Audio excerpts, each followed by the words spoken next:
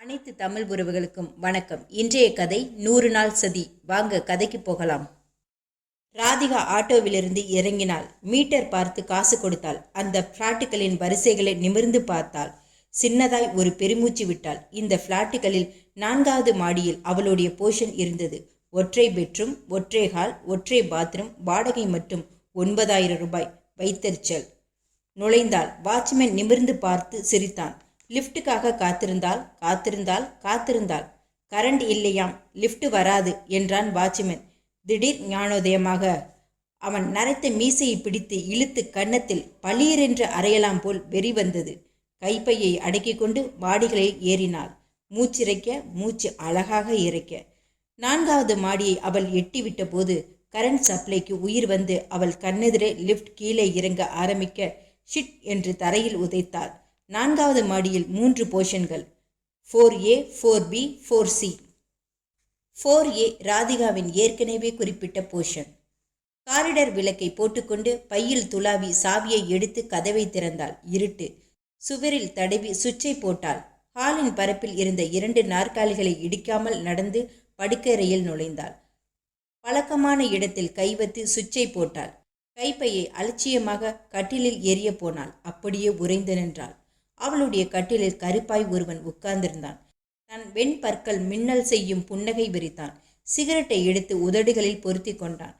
வா ராதிகா, உனக்காகத்தான் 1.5 மணி நேரமாக காத்திருக்கிறேன் என்று புகை ஊதினான். ராதிகா உடன் திரும்பினாள். ஓட எத்தனித்தாள். வெயிட். அவன் குரலில் தோட்டாக்கள் இருந்தன. உன் அழகான முதுகில் ஓட்டை போட என் துப்பாக்கி தயங்குகிறது என்றான். ராதிகா அதிர்ச்சியோடு மெல்ல திரும்பினாள். அவன் கையில் இருந்த ரிவால்வரை அச்சத்தோடு பார்த்தாள்.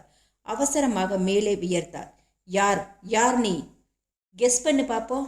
அவன் புகை வளையங்களுடைய மறுபடி சிரித்தான். பேசுவோம், நீ கேள், நான் பதில் சொல்றேன். அப்புறம் நான் கேட்கிறேன், நீ பதில் சொல். நாம பேசுவோம். பேச நிறைய விஷயம் இருக்கிறது. நீ யாரென்று எனக்கு தெரியாது. உன்னுடன் நான் ஏன் பேச வேண்டும்? ராதிகா கதவை பிடித்து கொண்டாள். உட்கார், அமைதியாக உட்கார்ந்து கேள். யார் என்பதை இத்தனை நேரம் நீ யூகித்திருப்பாய். பூட்டி அந்த சாவியை வெகு பத்திரமாக உன் பையில் பதுக்கி இருந்தாய். சாவி இல்லாமல் உன் வீட்டுக் கதவை திறந்து உள்ளே வந்து உனக்காக காத்திருக்கிறேன். திருடன். அது 4ஆந்தார வார்த்தை. பூட்டுகளை திறக்க தெரிந்த திறமை சாவி என்று கூப்பிட்டேன். அவன் சிகரெட்டை கட்டில் விளிம்பில் வைத்து தேய்த்து அணைத்தான். இல்லை என்றால் என்னை சத்தியன் என்று கூப்பிடு. சத்தியன் என்ற பெயரை கேட்டதும் ராதிகா திடுக்கிட்டு பார்த்தாள். நீதான் சத்தியனா? அதே நான் தான். போனில் உன்னை அடிக்கடி கூப்பிட்டு நாம் நிச்சயம் மீட் பண்ண வேண்டும் என்று அடம்பிடித்த அதே சத்தியன். நீ போனில் பிடி கொடுக்கவில்லை. சோ நானே வந்துட்டேன். என்ன வேண்டும் உனக்கு? ஒரு முத்தம். ஒரு முத்தம் என்று சொல்கிற அளவுக்கு சுலபமான விஷயம் இல்லை என்று சொல்லத்தான் ஆரம்பித்தேன். அவன் சிரித்தான். ஆபீஸிலிருந்து வந்திருக்கிறாய், போய் முகம் கழுவி கொண்டு வா. காஃபி தயாரித்து ஃப்ளாஸ்கில் வைத்திருக்கிறேன், குடித்து கொண்டே பேசுவோம். நான் உன்னுடன் பேச தயாராக இல்லை. நீ தயாரா என்று நான் கேட்கவில்லை. பேசப் போகிறோம் என்றுதான் சொன்னேன். Come on quick. அவன் குரலில் அதிகாரம் இருந்தது. ஆணவம் ஜெருகிட்டது. ராதிகா செய்வதறியாது சற்று நேரம் பேத்தலாக நின்றாள். பாத்ரூமுக்குள் நுழைந்தாள். கதவை தாளிட முயன்றபோது கதவிடைக்குள் அவனுடைய ஷூ வந்து தடுத்தது. நான் பார்க்க மாட்டேன், சீக்கிரம் வா. No tricks. ராதிகா 15 நிமிடங்களில் கொஞ்சம் தெளிந்தாள். ஆரம்ப அச்சம் விலகி ஒரு எதிர்பார்ப்பு வந்து ஒட்டியிருந்தது. நாற்காலியில் பொருந்தாமல் உட்கார்ந்து காஃபியை உறிஞ்சினாள். சொல், என்ன பேச வேண்டும் உனக்கு? சத்தியன் புது சிகரெட்டை அனுபவித்துக் கொண்டே பேசலானான். நீ யாரிடம் வேலை செய்கிறாய்? கற்பூர் அண்ட் கற்பூர். இன்னும் விளக்கமாக சொல். கற்பூர்களிடத்தில் நான் ஸ்டெனோவாக இருக்கிறேன், அவ்வளவுதானா?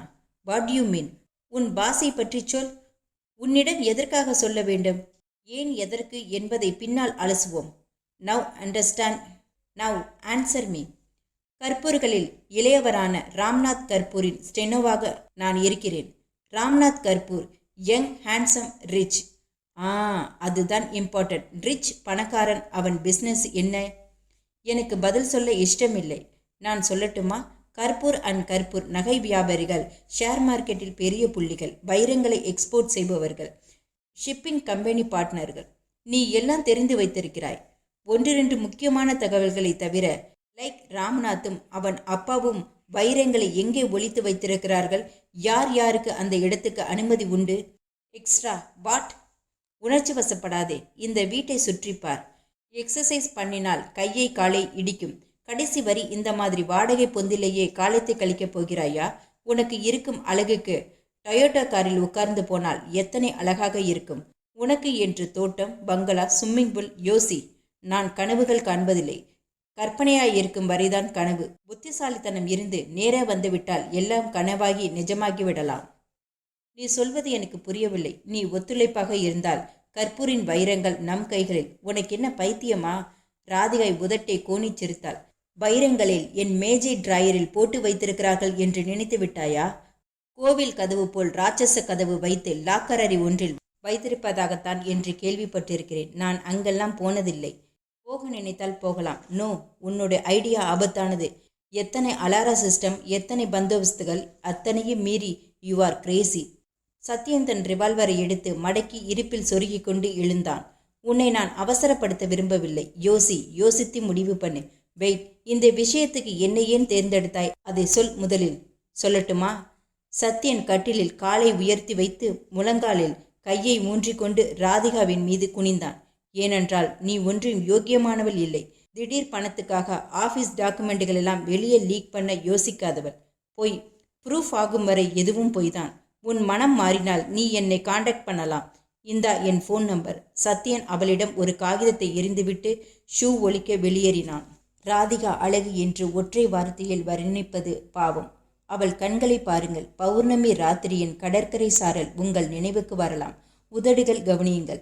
சீசன் மாம்பழத்தின் வாசனை மூக்கை வருடலாம். மூக்கை பாருங்கள். உயர் ரக ஷார்பினரில் புது பென்சிலை சீவி விட்ட முனையை ஒப்பிட ஆசை எழலாம். அந்த அழகான முகத்தில் இப்போது ஒரு குழப்பம் தொற்றியிருந்தது. டைப் படிக்கும்போது விரல்கள் தப்பான பட்டன்களில் தடுமாறின. என்ன ஆயிற்று எனக்கு? சத்யன் என்ற முட்டாள் என் நினைவில் ஏன் மறுபடி இடறுகிறான்? அவன் வெடிகுண்டை மடியில் கட்டி கொள்ள சொல்கிறான். டாக்குமெண்டின் கார்பன் காப்பியை எதிர் கம்பெனிக்கு 5000 ரூபாய் விற்பதும் லட்சமான மதிப்பு உள்ள வைரங்களுக்கு ஆசைப்படுவதும் ஒன்றா? நோ, அவனை மர. சத்யன் சொன்னதெல்லாம் சத்தியமா என்ன? மர. மேஜையிலிருந்து இன்டர்காம் கூப்பிட்டது. அவசரமாக எழுந்தாள். சாரியை சரிப்படுத்தி கொண்டாள். மேனேஜிங் டைரக்டர் என்று போர்டு வைத்த கதவை தள்ளி உள்ளே நுழைந்தாள். ஏசி அறையில் அரைவட்ட மேஜைக்கு பின்னே உட்கார்ந்திருந்தாள். ராம்நாத் கர்பூர் இடது கையிலிருந்த வாட்சை கழற்றி மார்பில் துடைத்து வலது கைக்கு மாற்றிக்கொண்டு நிமிர்ந்தான். உட்கார் ராதிகா. ராதிகா நாற்காலியில் பட்டும் படாமல் உட்கார்ந்திருந்தாள். உன் அழகை பற்றி நீ என்ன நினைக்கிறாய் ராதிகா? ராம்நாத்துக்கு வினோதமான பலவீனமான குரல். என் அழகையா? ராதிகா புதியவளாய் அவளை பார்த்தாள். எனக்கு ஒரு சின்ன உதவி வேண்டும் ராதிகா. ராம்நாத் இப்போது வலது கையில் இருந்த வாட்சை கழற்றி இடது கைக்கு மாற்றிக்கொண்டான். உன்னால் மாடலிங் செய்ய முடியுமா?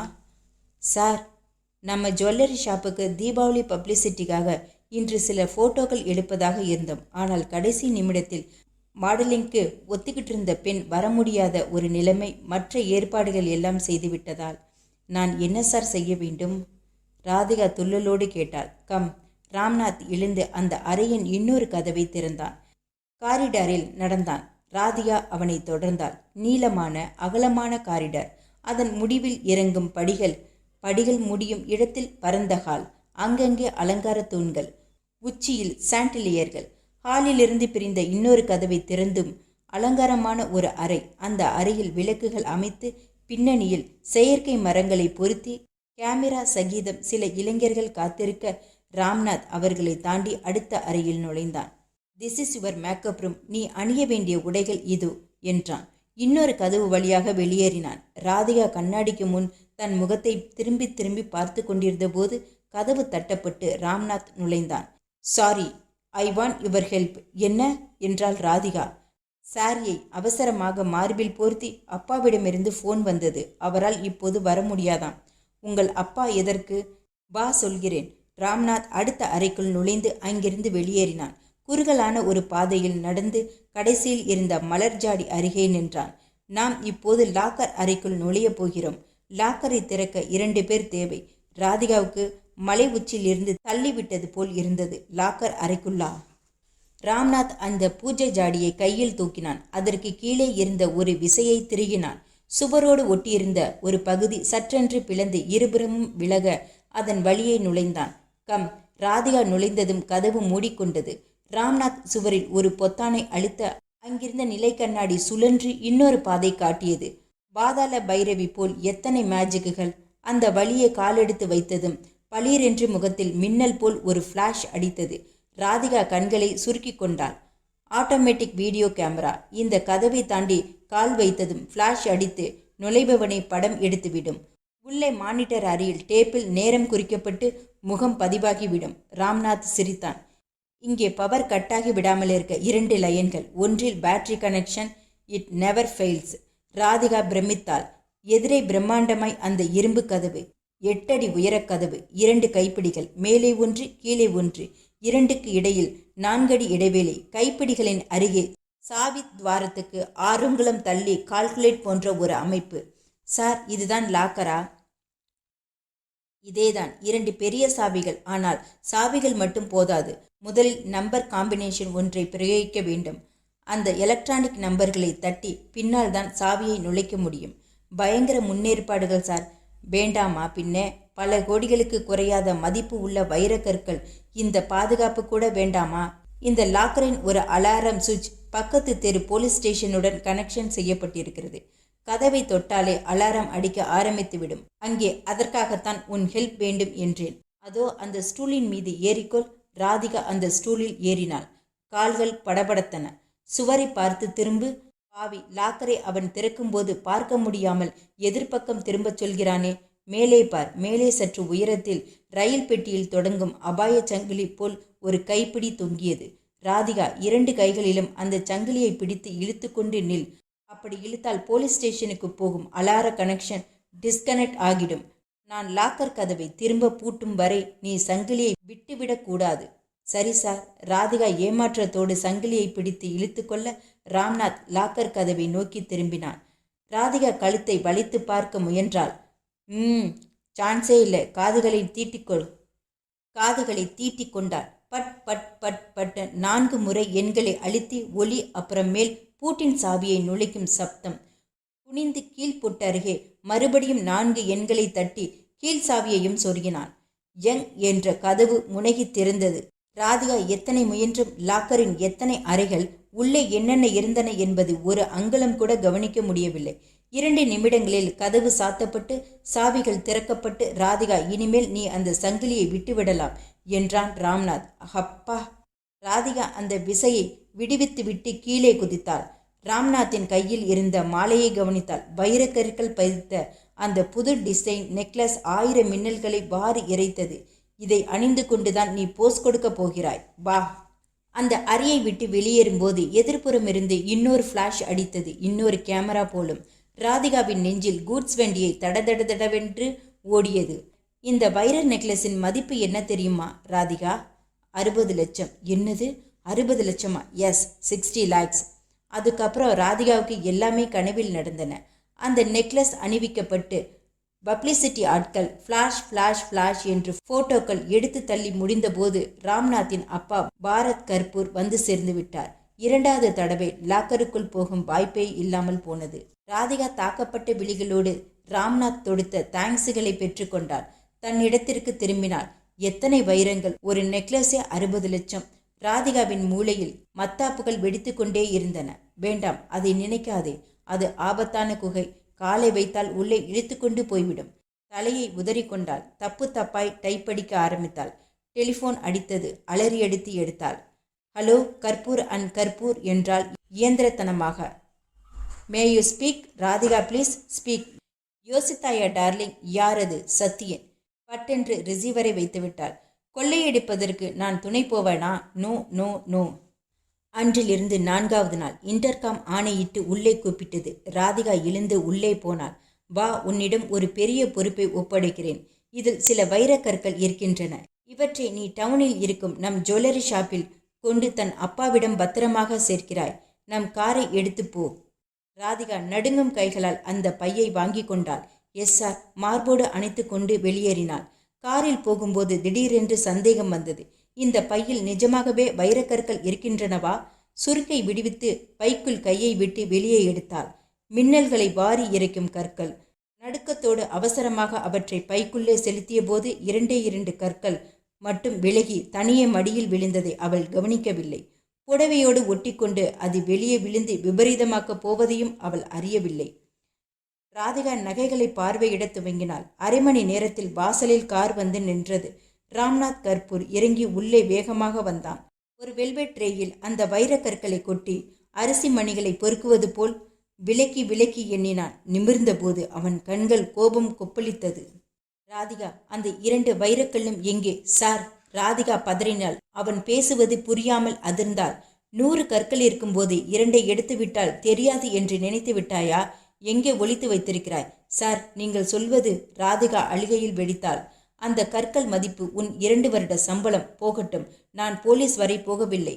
ஆனால் ஏமாற்ற நினைத்த நீ இனி வேலைக்கு வேண்டாம். சார், சத்தியமா நான் எதுவும்.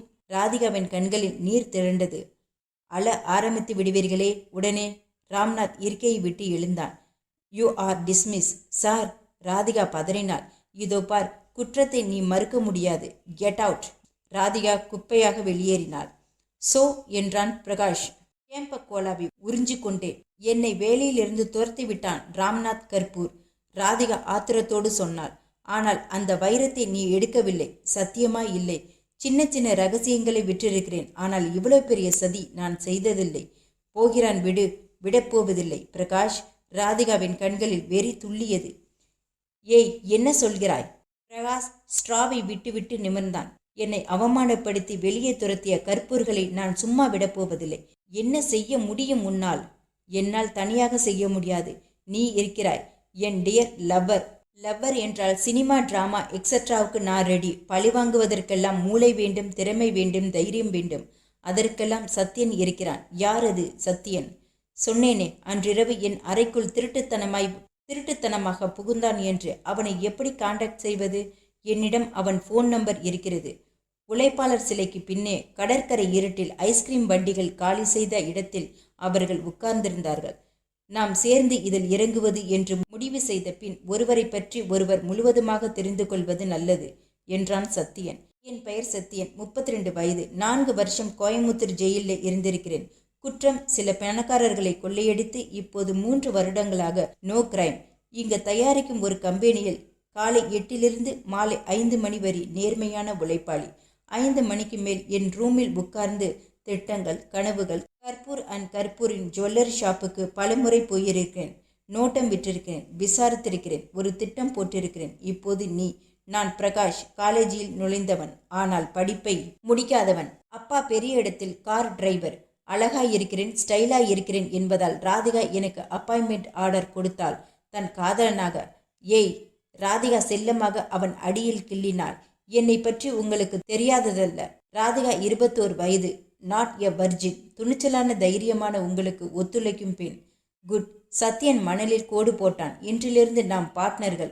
உன் திட்டத்தை சொல். கர்பூர் அண்ட் கர்பூர் பெரிய பணக்காரன். கொஞ்சம் ஓரமாய் நாம் கிள்ளி கொள்ளப் போகிறோம். எப்படி? அவன் லாக்கரை சாமர்த்தியமாக திறந்து கொள்ளையடித்து. அத்தனை சுலபமா அது? இல்லை, ஆனால் முயற்சி செய்ய போகிறோம். ஒவ்வொரு அங்குலத்தையும் சரியாக திட்டமிட்டால் நம்மால் முடியாதது எதுவும் இல்லை. நாளையிலிருந்து ஆரம்பிக்கிறோம். பிரகாஷ் 6 அடிக்கு சற்றே குறைவான உயரம். தலைமுடி புசு என்று பொங்கி நெற்றி வரை வழியும். கண்களில் நிரந்தர சிகப்பு, உதடுகளில் நிரந்தர சிகரெட். எக்ஸசைஸ் பண்ணிய கட்டுக்கோப்பான உடம்பு. மேற்சொன்ன வர்ணனைகளை சத்யன் ஒவ்வொன்றாக அடித்தான். இப்போது பிரகாஷ் சற்றே கூன் போட்டு 4 அங்குலம் குறைந்தான். தலைமுடியை ஓரங்குலத்துக்கு மட்டும் விட்டு மற்றதை கட் செய்தான். கண்களை மூடி மெலிதான பிரேம் போட்ட கண்ணாடியை மாட்டினான். இடது மூக்கில் மிளகு சைஸிற்கு ஒரு மச்சத்தை ஒட்டினான். மீசையை சுத்தமாக எடுத்து விட்டான். ஷூவுக்குள் ஒரு கூழாங்கல்லை போட்டுக்கொண்டு விந்தி நடந்தான். ஐ எம் ரெடி என்றான். சத்யன் அவனை தூரத்திலிருந்து ரசித்து, ரிமார்க்கபிள். இப்போது நீ பிரகாஷ் இல்லை, பிரசாந்த் என்றான். சரி, நாம் சந்திக்கப் போவது சுந்தர்லால் என்ற மனிதனை. So what? சுந்தர்லாலை பற்றி உனக்கு தெரியாது. கோயமுத்தூரில் அவன் ஒரு தனி ராஜா. எங்கு திரும்பினாலும் பணம். மேலே சொல். சுந்தர்லாலை நான் தேர்ந்தெடுத்ததற்கான காரணம் இருக்கிறது. ராம்நாத் கர்பூரின் கஜானாவை நாம் கொள்ளையடித்தால் அந்த வைரங்களை என்ன செய்வோம் என்று நினைத்தாய்? மார்க்கெட்டில் விற்று விடுவோம். விற்றுவிட்டு சென்ட்ரல் ஜெயிலில் கூவத்தின் வாசனையை வாழ்நாள் முழுக்க அனுபவித்துக் கொண்டிருப்பாயா? முட்டாள். திருட்டு பொருள்களை பப்ளிக்கில் விலை பேச முடியாது. அதற்காகத்தான் சுந்தர்லால் நம் வைரங்களை வாங்கிக் கொள்வான். கேள்விகள் இல்லாத விற்பனை. 10 லட்சம் பெறுமான பொருளை கொடுத்தால் 4 லட்சம் தருவான். That's all. அநியாயம், ஆனால் ரிஸ்க். அவன் எடுத்துக்கொள்ளும் ரிஸ்க்குக்காகத்தான் 60% கமிஷன். உன்னை இப்போது எதற்கு மாறுவேஷம் போட சொன்னேன் என்கிறாய்? சுந்தர்லால் நாளைக்கு என்னை அடையாளம் புரிந்து கொள்ள கூடாது என்று. ஆம், ஆனால் சுந்தர்லால் முன்பின் அறியாதவர்களோடு வியாபாரம் செய்வதில்லை.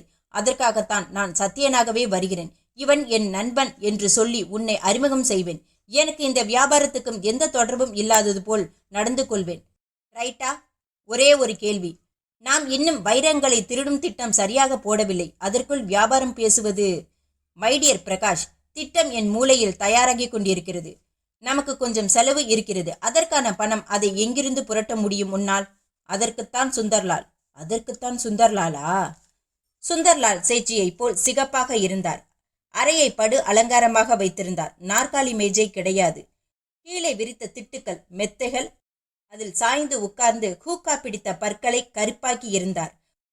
மல முகத்தில் நெற்றியில் மட்டும் தனியாக தீனி போட்டு வந்திருந்தார். ரொம்ப நாளாச்சு உன்னை பார்த்து என்றான். சத்தியனை பார்த்து புன்னகை வீசி சத்தியன் கைகளை கட்டிக்கொண்டு மரியாதையாக சிரித்தான். ஆம்ஜி, உங்களிடம் ஒரு ஹெல்ப் கேட்டுதான். என்னாண்டையா? இன்னா ஹெல்ப்பு? Polo polo. இது என் ஃப்ரெண்ட் பிரசாந்த். சென்னையில் இருக்கிறான். அச்சா. இவனிடம் சில வைரக்கற்கள் வரப்போகின்றன. அவற்றை உங்களிடம்தான் விற்க வேண்டும் என்று ஆசைப்படுகிறேன். டைமண்ட்ஸ்?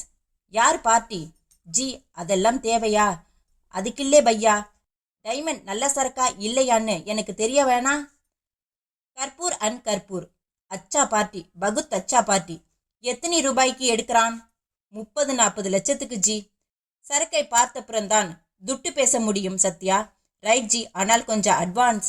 எத்தனை வேணும்? 1 லாக். ஜாஸ்தி ஜி. அதற்கு குறைந்து போதாது. சுந்தர்லால் பிரகாஷை மேலிருந்து கீழ் பார்த்தார். இவன்கிட்ட நம்மளை பத்தி சொல்லிட்டியா? தம்பி பிரசாந்த், சுந்தர்லால் ஃப்ரெண்ட்ஸ் கிட்ட ரொம்ப நல்லவன். ஆனா என்னை ஏமாத்த நினைச்சா ஆளுங்க கிட்ட ரொம்ப ரொம்ப பொல்லாதவன். நான் சத்தியனை நம்பி பணம் தர்றேன். இன்னும் எத்தனை நாள்ல வைரம் கைக்கு வரும்? 2 மந்த் வேண்டும். 2 மாசம் ஜாஸ்தி. குயிக்கா முடிக்க பாருங்கோ. ஆனா கரெக்டா 60 நாள் கழிச்சு என் கையில வைரம் இல்லாட்டி அப்புறம் இந்த உலகத்துல நீங்க ஒளியறதுக்கு இடம் இருக்காது. சுந்தர்லால் மெத்தை அடிகளில் கைவிட்டு 100 ரூபாய் கட்டிகளை ஒவ்வொன்றாக எடுத்து 10 கட்டிகளை முன்னே வைத்தார். இந்தா நீ கேட்ட 1 லாக். 60 days time.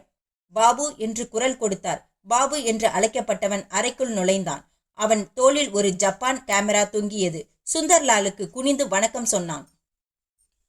பிரகாஷை எழுந்திரு என்றான். பிரகாஷ் எழுந்ததும் கேமராவில் அவன் பிம்பத்தை தீண்டிக் கொண்டு பிளாஷ். இது எதற்காக சத்யா?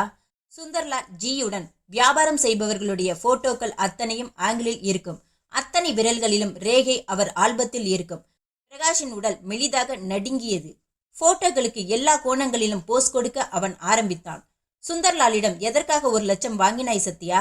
ராதிகா தன் கூந்தலை பிரித்து உதறி கிளிப் போட்டு கேட்டாள்.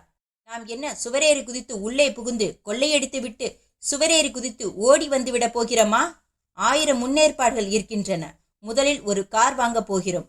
What car? CAR கார் என்றான் சத்யா. தன் ஜீன்ஸின் முனையை மடித்து விலக்கி, நீ கார் ஓட்டிவாயா பிரகாஷ்? எக்ஸ்பர்ட்.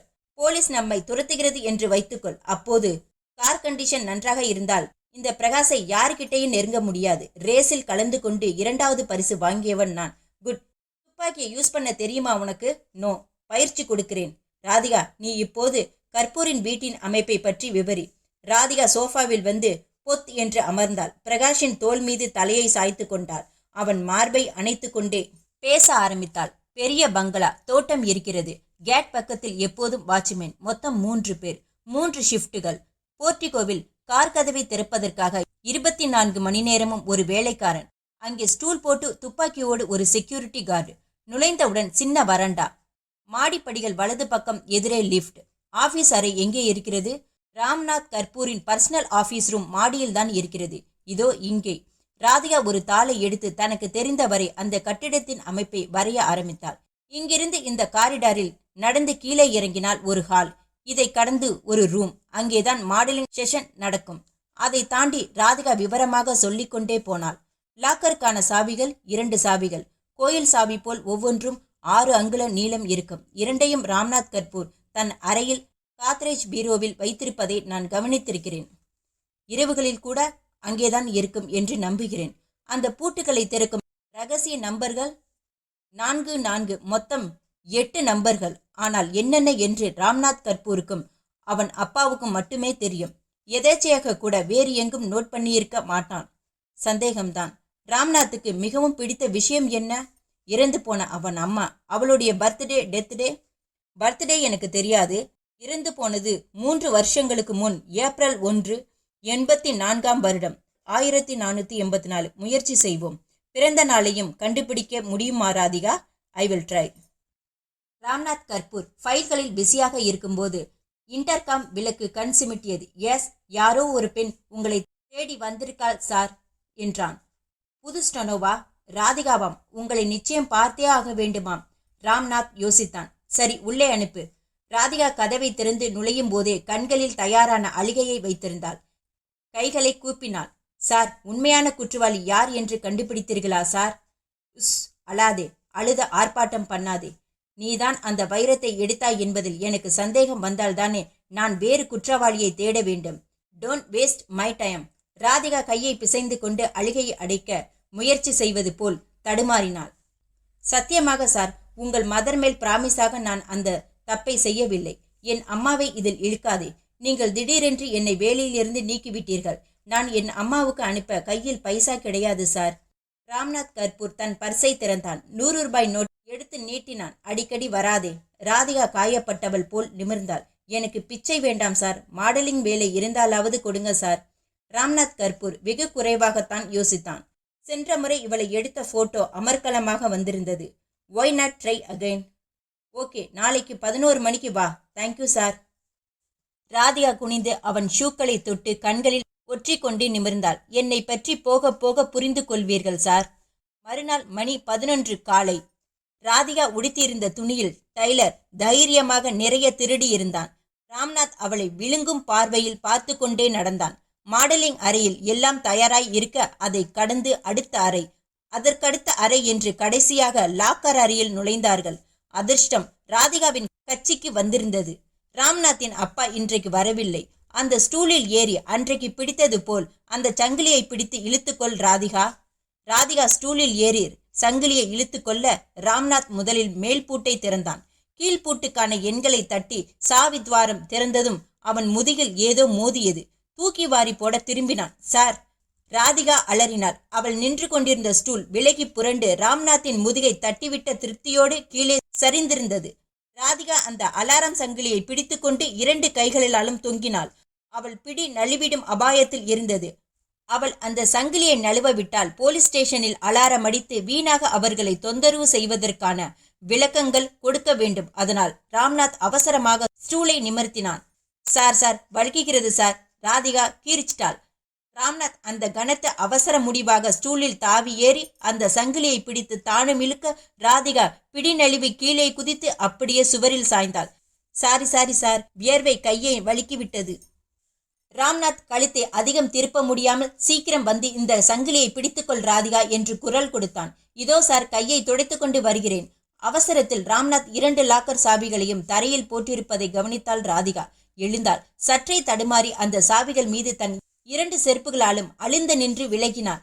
செருப்புதான் தடுமாற்றி விட்டது என்று 2 செருப்புகளையும் அவிழ்த்து ஓரமாக வைத்துவிட்டு ஸ்டூலின் மீது ஏறி சங்கிலியை பிடித்து கொள்ள ராம்நாத் விலகி குதித்து சாவிகளை பொறுக்கி கொண்டான்.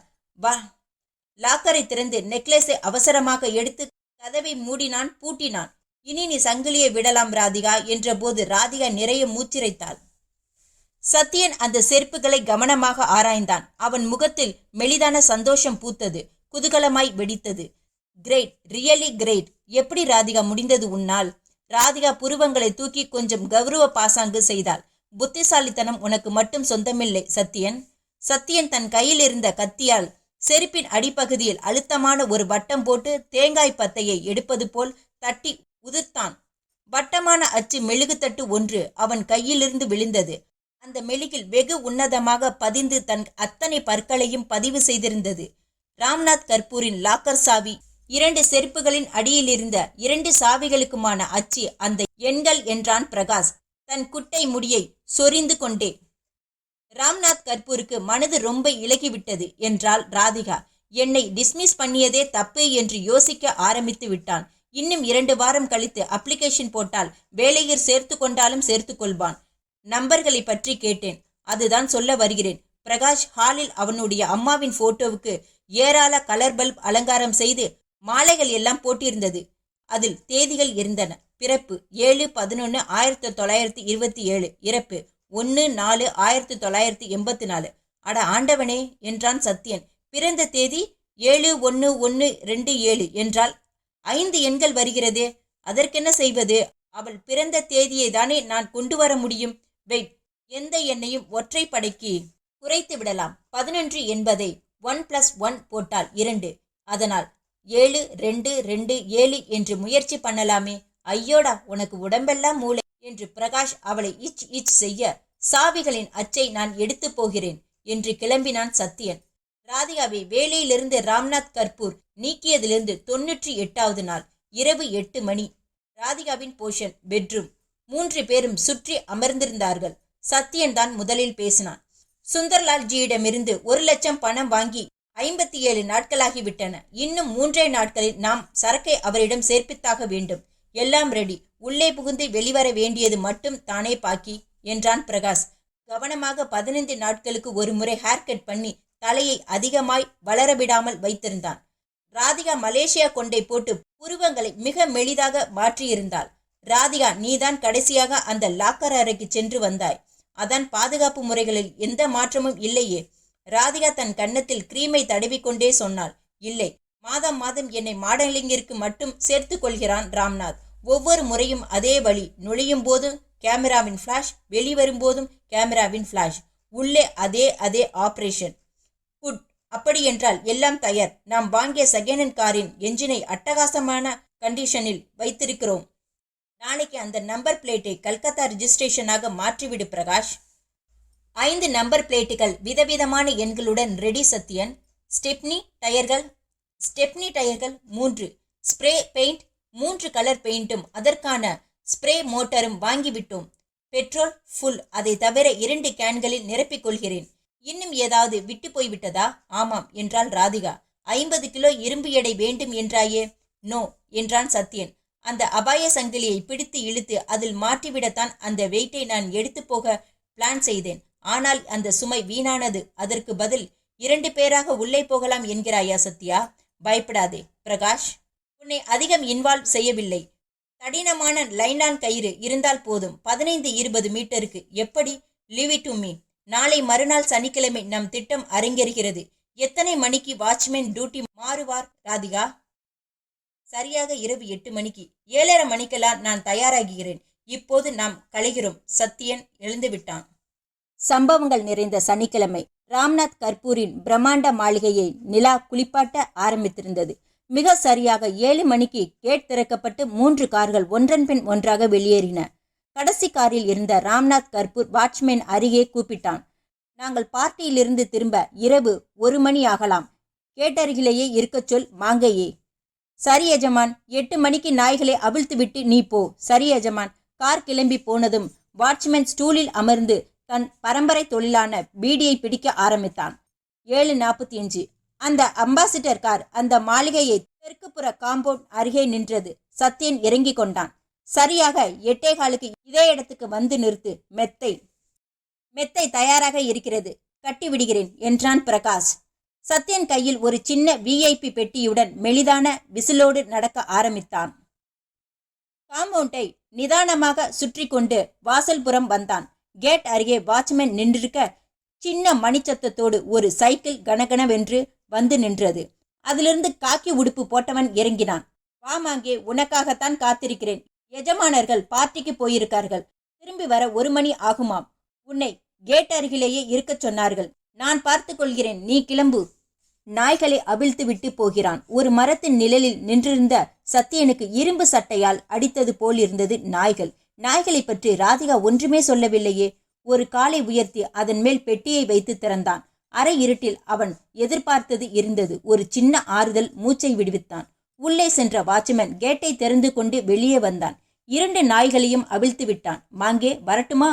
அவன் வேறொரு சைக்கிளில் ஏறி கிணி என்று இடத்தை காலி செய்த போது மணி 7:55. சத்யன் பெட்டியிலிருந்த கண்ணாடியில் தன் முகத்தை பார்த்து கொண்டான். பெரிய மீசை, குறுந்தாடி, கருப்பு மை, தூக்கலான பல்செட். சத்யனை சத்யன் என்று யாருமே சொல்லிவிட மாட்டார்கள். கையில் கிளவுஸ்களை அணிந்து கொண்டான். சத்யன் மெல்ல நடந்தான். அவனுக்கு முதுகு காட்டி உட்கார்ந்திருந்த மாங்கையை பின்னாலிருந்து நெருங்கினான். ஓரடி தூரத்தில் வந்ததுமே மாங்கையின் உள்ளுணர்வு எச்சரிக்கப்பட்டு அவன் திரும்ப முகத்தில் புஷ் என்று ஒரு புகை அடித்தது. மாங்கை கண்கள் கிறங்க அப்படியே ஸ்டூலோடு சரிந்தான். சத்யன் அவசரமாய் அவனை நெருங்கி சட்டென்று அவனை நிமர்த்தி சுவரோடு சாய்த்து வைத்தான். அவன் சட்டை பையிலிருந்து சாவிக்குத்தை எடுத்தான். அக்கம் பக்கம் பார்த்தான். பிரதேசம் அத்வானமாய் இருந்தது. கேட் பூட்டு கிளிக் என்று திறக்க மறுபடியும் அதை சாத்தினான். உள்ளே நடந்தான். ஒரு கையில் பெட்டி, இன்னொரு கையில் அந்த ஸ்ப்ரே சாதனம். ஒரு ஹேர் ஆயில் பாட்டில் அளவிற்கு சென்ட் சமாச்சாரம் போல ஒரு பாட்டில். அதன் வாயில் ஸ்ப்ரே செய்யும் குழாய். இருட்டு இறைந்து கிடந்தது. போர்ட்டுகோவில் விளக்கு வெளிச்சம். அங்கே உட்கார்ந்து புத்தகம் படிக்கும் இளைஞன் கேட் சத்தம் அவனுக்கு கேட்டிருக்காது. சத்யன் காம்பவுண்டோடு ஒட்டி நடந்தான். மாளிகையின் பக்கவாட்டுக்கு வந்ததும் முதல் எதிரி. இருட்டிலிருந்து அவன் சற்றும் எதிர்பாராத நேரத்தில் அது பாய்ந்தது. பயிற்சி அளிக்கப்பட்ட அல்சேஷன் நாய். குறைக்காமல் எந்த சத்தமும் எழுப்பாமல் திடீர் பாய்ச்சல். சத்யனின் சட்டை நுனி அதனிடம் சிக்கியது. சத்யன் சரளென விலகினான். கையிலிருந்த ஸ்ப்ரேயை அதன் முகத்துக்கு திருப்பி புஷ் என்று அடித்தான். நாய் ஊவென்று வினோத ஒலி எழுப்பி கீழே 4 கால்களையும் பரப்பி உட்கார்ந்தது. உடன் அடுத்த நாய் சரசரவென்று புல்தரையில் பாய்ந்து ஓடி வந்தது. போர்ட்டுகோவில் உட்கார்ந்திருந்த ஆள் சத்தம் கேட்டு திகைத்து எழுந்து விட்டான். சத்யன் அவசர அவசரமாக செயல்பட்டான். பெட்டியை கீழே வைத்து மயக்கமான அல்சசனை சிரமத்தோடு தூக்கினான். ஓடி வரும் நாயின் மீது எறிந்தான். அந்த நாய் பதறி விலகி கீழே விழுந்து எழுந்திருக்க எத்தனிக்க அதன் முகத்தில் இன்னொரு புஷ். போர்ட்டுகோவிலிருந்து ஒரு டார்ச் உயிர்ப்பிக்கப்பட்டு சத்யன் இருந்த திசையை நோக்கி வெளிச்சத்தை பீச்சியது. அந்த வெளிச்சம் தன்னை தீண்டும் முன் சத்யன் புல்தரையிலிருந்து 2 நாய்களுக்கு குறுக்காக குப்புற விழுந்து கை கால்களையும் பரப்பிக் கொண்டான். போர்ட்டுகோவிலிருந்து வந்த ஆள் முட்டாள்தனமாக மிக நெருங்கி சத்யனின் முகத்தின் மீது குனிய சத்யன் சரளென்று புரண்டு ஸ்ப்ரேயை அழுத்தினான். அந்த ஆள் டார்ச்சரை சிதற அடித்து கீழே நாய்களின் மீது கவிழ்ந்து விழுந்தான். சத்யன் பெட்டியை எடுத்துக்கொண்டு வேகமாக மாளிகையை நோக்கி நடந்தான். போர்ட்டுகோவை தாண்டியது முதல் கதவு. பூட்டுகள் அவனிடம் முரண்டு பிடிப்பதே இல்லை. ராதிகா கொடுத்திருந்த வீட்டு அமைப்பை மனதில் நிறுத்தி வேகமாக மாடி ஏறி பின்புற காரிடாரில் நுழைந்து அதன் வழியே நடந்து கடைசியில் இறங்கி ஹால் வழியே குறிப்பிட்ட அறைகளில் நுழைந்து வெளிப்பட்டு குறுக்கலான பாதையில் நடந்து பூஜாடியின் கீழே இருந்த விசையை அழுத்த சுவர் பகுதி பிளந்து ஆள் நுழைய இடைவெளி விட்டது. டார்ச் வைத்து சுவரில் தேடி அந்த பொத்தானை அழுத்த நிலைக்கண்ணாடி சுழன்று அடுத்த அறையின் வாசல். சத்யன் பெட்டியை கீழே வைத்தான். திறந்தான். தன் படப்படப்பை அடக்கி கொண்டான். எத்தனை நம்பிக்கைகள்! வாசல் வாட்ச்மேன் மயங்கி இருப்பதையும் யாரும் கவனிக்க கூடாது. தோட்டத்தில் நாய்களும் இன்னொரு காவல்காரனும் உருண்டு கிடப்பதை யாரும் பார்த்துவிடக் கூடாது. நைலான் கயிற்றை எடுத்து தோளில் இருபுறமும் போட்டுக்கொண்டான். இந்தியா டுடே அளவிற்கு இருந்த முகம் பார்க்கும் கண்ணாடியை எடுத்துக்கொண்டான். தன் முகத்தின் மீது அதன் பின்புறம் படுகிற மாதிரி அழுத்தி கொண்டான். இந்த வாசலில் காலை வைத்தான். அந்த வாசலில் காலை வைத்தான். உடன் பிளாஷ் அணைந்த பின் சத்யன் கண்ணாடியை கீழே வைத்தான். நைலான் கயிறை 2ஆக மடித்து கொண்டு ஸ்டூலில் ஏறினான். அபய சங்கிலியில் போட்டு இழுத்தான். கயிற்றை பலம் கொண்ட மட்டும் இழுக்க சங்கிலின் ஒரு ஆள் பிடித்து தொங்குவது போல் கீழே வந்ததும் அந்த விசை கெட்டுப்போகாமல் கயிற்றின் நுனியை லாக்கரை சுமந்த ஸ்டாண்டில் காலில் இழுத்து இறுக்கி கட்டினான். அடுத்ததாக எண்கள். போலி சாவிகளை எடுத்து தயாராக வைத்துக்கொண்டு மேல்புறமிருந்த எலக்ட்ரானிக் எண்களை தட்டினான். 7227 1484. அதற்கு பலனில்லை. சாவி துவாரம் திறக்கவில்லை. சத்யனுக்கு பக்கென்றிருந்தது. விரல்கள் நடுங்க மறுபடியும் அந்த எண்களை பிரயோகித்தான். பலனில்லை. நேரம் நழுவிக் கொண்டிருந்தது. சத்யன் வியர்க்க ஆரம்பித்தான். எத்தனை முட்டாள்தனம்! ராம்நாத் கர்பூர் நிச்சயம் தன் அம்மாவின் பிறந்த நாளையும் இறந்த நாளையும் தான் சங்கேத எண்களாக பாஸ்வேர்டு வைத்திருப்பான் என்று யார் கற்பனை செய்ய சொன்னது? இப்போது அத்தனையும் தோல்வியா? அவசரப்படாமல் யோசி. இதை எண்களை கொஞ்சம் திருப்பி போட்டு முயற்சி செய். பைத்தியக்காரா! 7227 திருப்பி போட்டாலும் அதேதானே. பின் வருடங்களை மற்றும் மாற்றிப்பார். 7284. அதற்கு துவாரம் திறக்கவில்லை. அடுத்ததாக 427 தட்டினான். கிளிக் என்றது. சாவி துவாரம் பளிச்சென்று திறந்து கொண்டது. சத்யன் சந்தோஷ மிகுதியில் அப்படியே அந்த இடத்திற்கு ஒரு முத்தம் கொடுத்தான். சாவியை பொருத்தினான். திருகினான். Click click. கீழ்ப்பகுதி 7284 வேலை செய்தது. அங்கே அடுத்த சாவியை பொருத்தி திறந்தான். உள்ளே ஆட்டோமேட்டிக் பல்ப் எரிந்தது. வெளிச்சத்தில் மின்னல்கள் சிதறின. 3 நெக்லஸ்களை தவிர அடுத்த தட்டில் சின்ன சின்ன சின்ன பொட்டலங்கள், பல்படி பொட்டலங்கள் போல ஒவ்வொன்றிலும் வைரக்கற்கள். எல்லாவற்றையும் அள்ளி ஒரு பாலித்தீன் சுவரில் போட்டு சுருக்கிட்டு மார்பு சட்டைக்குள் பத்திரம் செய்தான். சட்டைக்கு மேல் ஒரு கனமான லெதர் கோட் அணிந்திருந்தான். இரும்பு கதவை மறுபடியும் சாத்தி பூட்டினான். நைலான் கயிறை விடுவித்து அலாரம் சிஸ்டத்தை பழைய நிலைக்கு கொண்டு வந்தான். முகம் பார்க்கும் கண்ணாடியை எடுத்து முகத்திற்கு நேரே பிடித்து கொண்டு கதவை தாண்ட 2வது பிளாஷும் அடித்து ஓய்ந்தது. மண்டியிட்டு அமர்ந்து பெட்டியில் எல்லாம் சேகரித்து கொண்டு எழுந்தான். ஒவ்வொரு அறையாக மூடிக்கொண்டே வெளியேறினான். மாடியிலிருந்து இறங்கி வாசல் கதவை திறந்தவன் அப்படியே விரைத்து நின்றான். கேட் அருகே ஒரு கார் தன் வெளிச்சத்தை உள்ளே செலுத்திக் கொண்டு நின்றிருந்தது. காரில் இருந்து இறங்கியிருந்த யாரோ வாட்ச்மேனை பிடித்து உலுக்கி கொண்டிருந்தார்கள். சத்யன் அப்படியே ஒதுங்க முயற்சி செய்ய அந்த யாரோ சரியாக நிமிர்ந்து பார்க்க அது யாரோ இல்லை, ராம்நாத் கர்பூர்.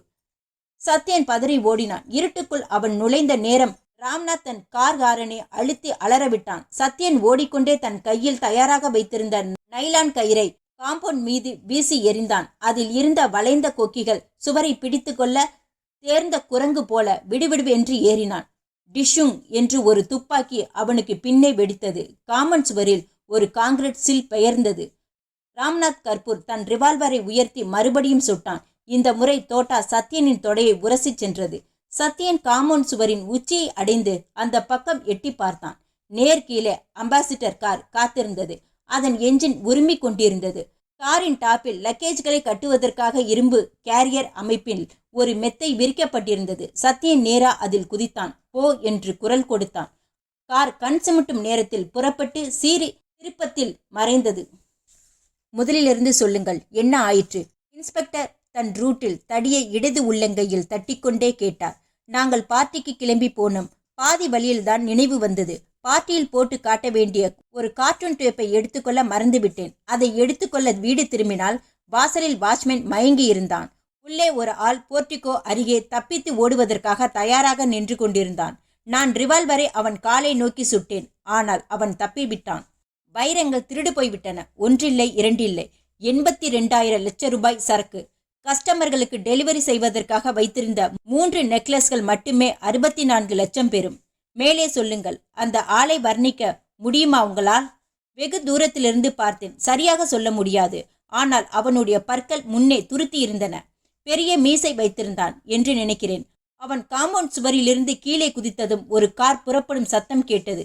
காரை நீங்கள் பார்க்கவில்லையா?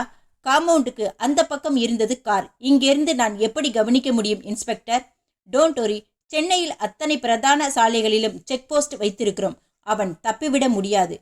பிரதான சாலைகளிலிருந்து விலகிய ஒரு ஏரியா. ரியல் எஸ்டேட்காரர்கள் இன்னும் பங்கு போட்டு கொள்ளாததில் மரங்கள் உயிரோடு இருந்தன. அடர்த்தியாய் நெருக்கமாய் நின்றன. அந்த அடர்த்தியான இருட்டுக்குள் அந்த அம்பாசிடர் கார் நின்றிருந்தது.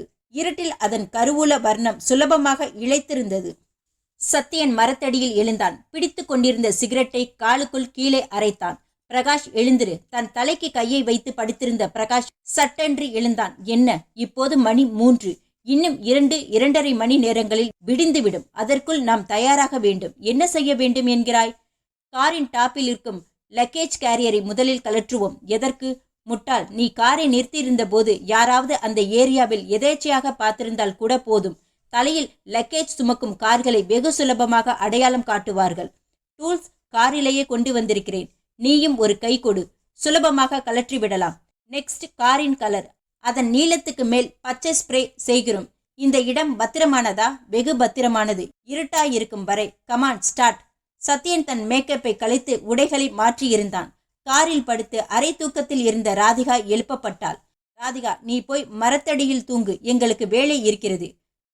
கேரியரின் அத்தனை ஸ்க்ரூக்களும் விலக்கப்பட்டு காரின் தலையிலிருந்து அது கலற்றப்பட்ட போது மணி 3:50. ஒரு புறம் பிரகாஷ் பெயிண்டை ஸ்ப்ரே செய்து கொண்டிருந்தான். சத்யன், எத்தனை என்று சொன்னாய்? 40 லட்சம். 40 லட்சமா? பிரகாஷ் வியப்பு குரல் கொடுத்தான். சுந்தர்லால் எவ்வளவு தருவான்? 15 லட்சம். அநியாயம். கஷ்டப்பட்டது. 100 நாள் உட்கார்ந்து திட்டம் போட்டது. சுவர் ஏறி குதித்து எல்லாம் நாம். சும்மா உட்கார்ந்து வியாபாரம் பேசுபவனுக்கு 25 லட்சம். நமக்கு 15 லட்சமா? ஒப்புக்கொண்டு தானே அட்வான்ஸ் வாங்கினோம். உனக்கு ரஷிகலாலை தெரியுமா சத்யன்? சத்யன் தன் வேலையிலிருந்து எழுந்தான். ரஷிகலாலுக்கு என்ன? அவனும் திருட்டு பொருட்களை வாங்கிக் கொள்வான் என்றார்களே, அவனை தவிர வேறு யாருக்கும் இதை விற்க முடியாது. ரஷிகலாலிடம் பேசி பார்ப்போம். அவன் நாணயமானவன் இல்லை, தவிர சுந்தர்லால் துரோகத்தை பொறுக்க மாட்டான். அந்த எண்ணத்தை மற. சத்யன் சுலபமாக சொல்லிவிட்டான். பிரகாஷின் மனதில் புது புது திட்டங்கள் உருவாக்கி கொண்டிருந்தன. போலீஸ் விசாரணை மும்மரமாய் இருந்தது. ராம்நாத் கர்பூரின் வீட்டுக்கு பின்புறம் இருந்த சாலையை ஒட்டியிருந்த இடங்களில் விடாமல் விசாரித்தார்கள். 8 மணி என்றா சொல்கிறீர்கள் இன்ஸ்பெக்டர்? நல்ல டார்க் புளுவில் ஒரு அம்பாசிடர் கார் அந்த இடத்தில் நின்றிருந்தது.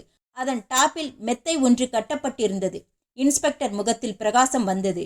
இத்தனை பார்த்தீர்களே, ரிஜிஸ்ட்ரேஷன் நம்பரை கவனித்தீர்களா? சரியாக கவனிக்கவில்லை, ஆனால் CBS என்று ஆரம்பித்த மாதிரி ஞாபகம்.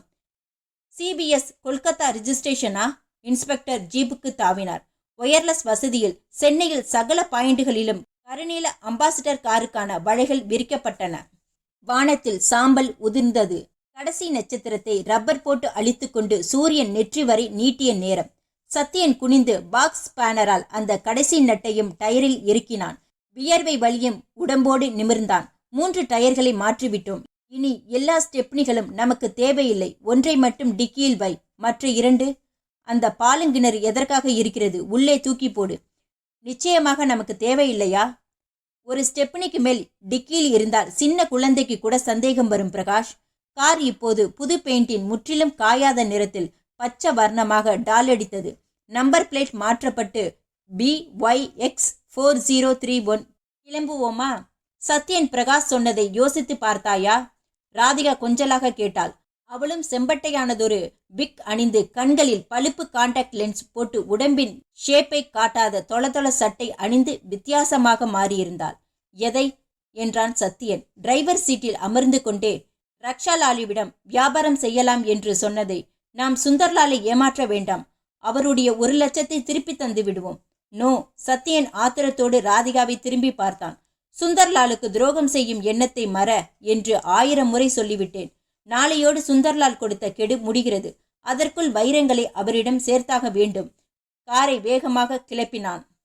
பின் சீட்டில் உட்கார்ந்த பிரகாஷ் ராதிகாவின் கையை அழுத்தினான். பொறு, நான் கவனித்துக் கொள்கிறேன் என்று ஜாடையில் சொன்னான். சத்யன் வாங்கி கொடுத்த ரிவால்வரை இடுப்பில் தொட்டு பார்த்து கொண்டான். ராம்நாத் கர்பூர் கைகளை பின்னே கட்டிக்கொண்டு அறையில் பலமுறை நடந்தான். சொல், உன்னை தவிர வேறு யார் யாரை லாக்கர் அறை வரை அழைத்து போயிருக்கிறாய்? அவனுடைய அப்பா நெற்றியை சுருக்கி கொண்டு கேட்டார். நம் அலார சிஸ்டத்தின் மீது நிறைய நம்பிக்கை வைத்து தைரியமாக பலரை உள்ளே அழைத்து போயிருக்கிறேன் அப்பா.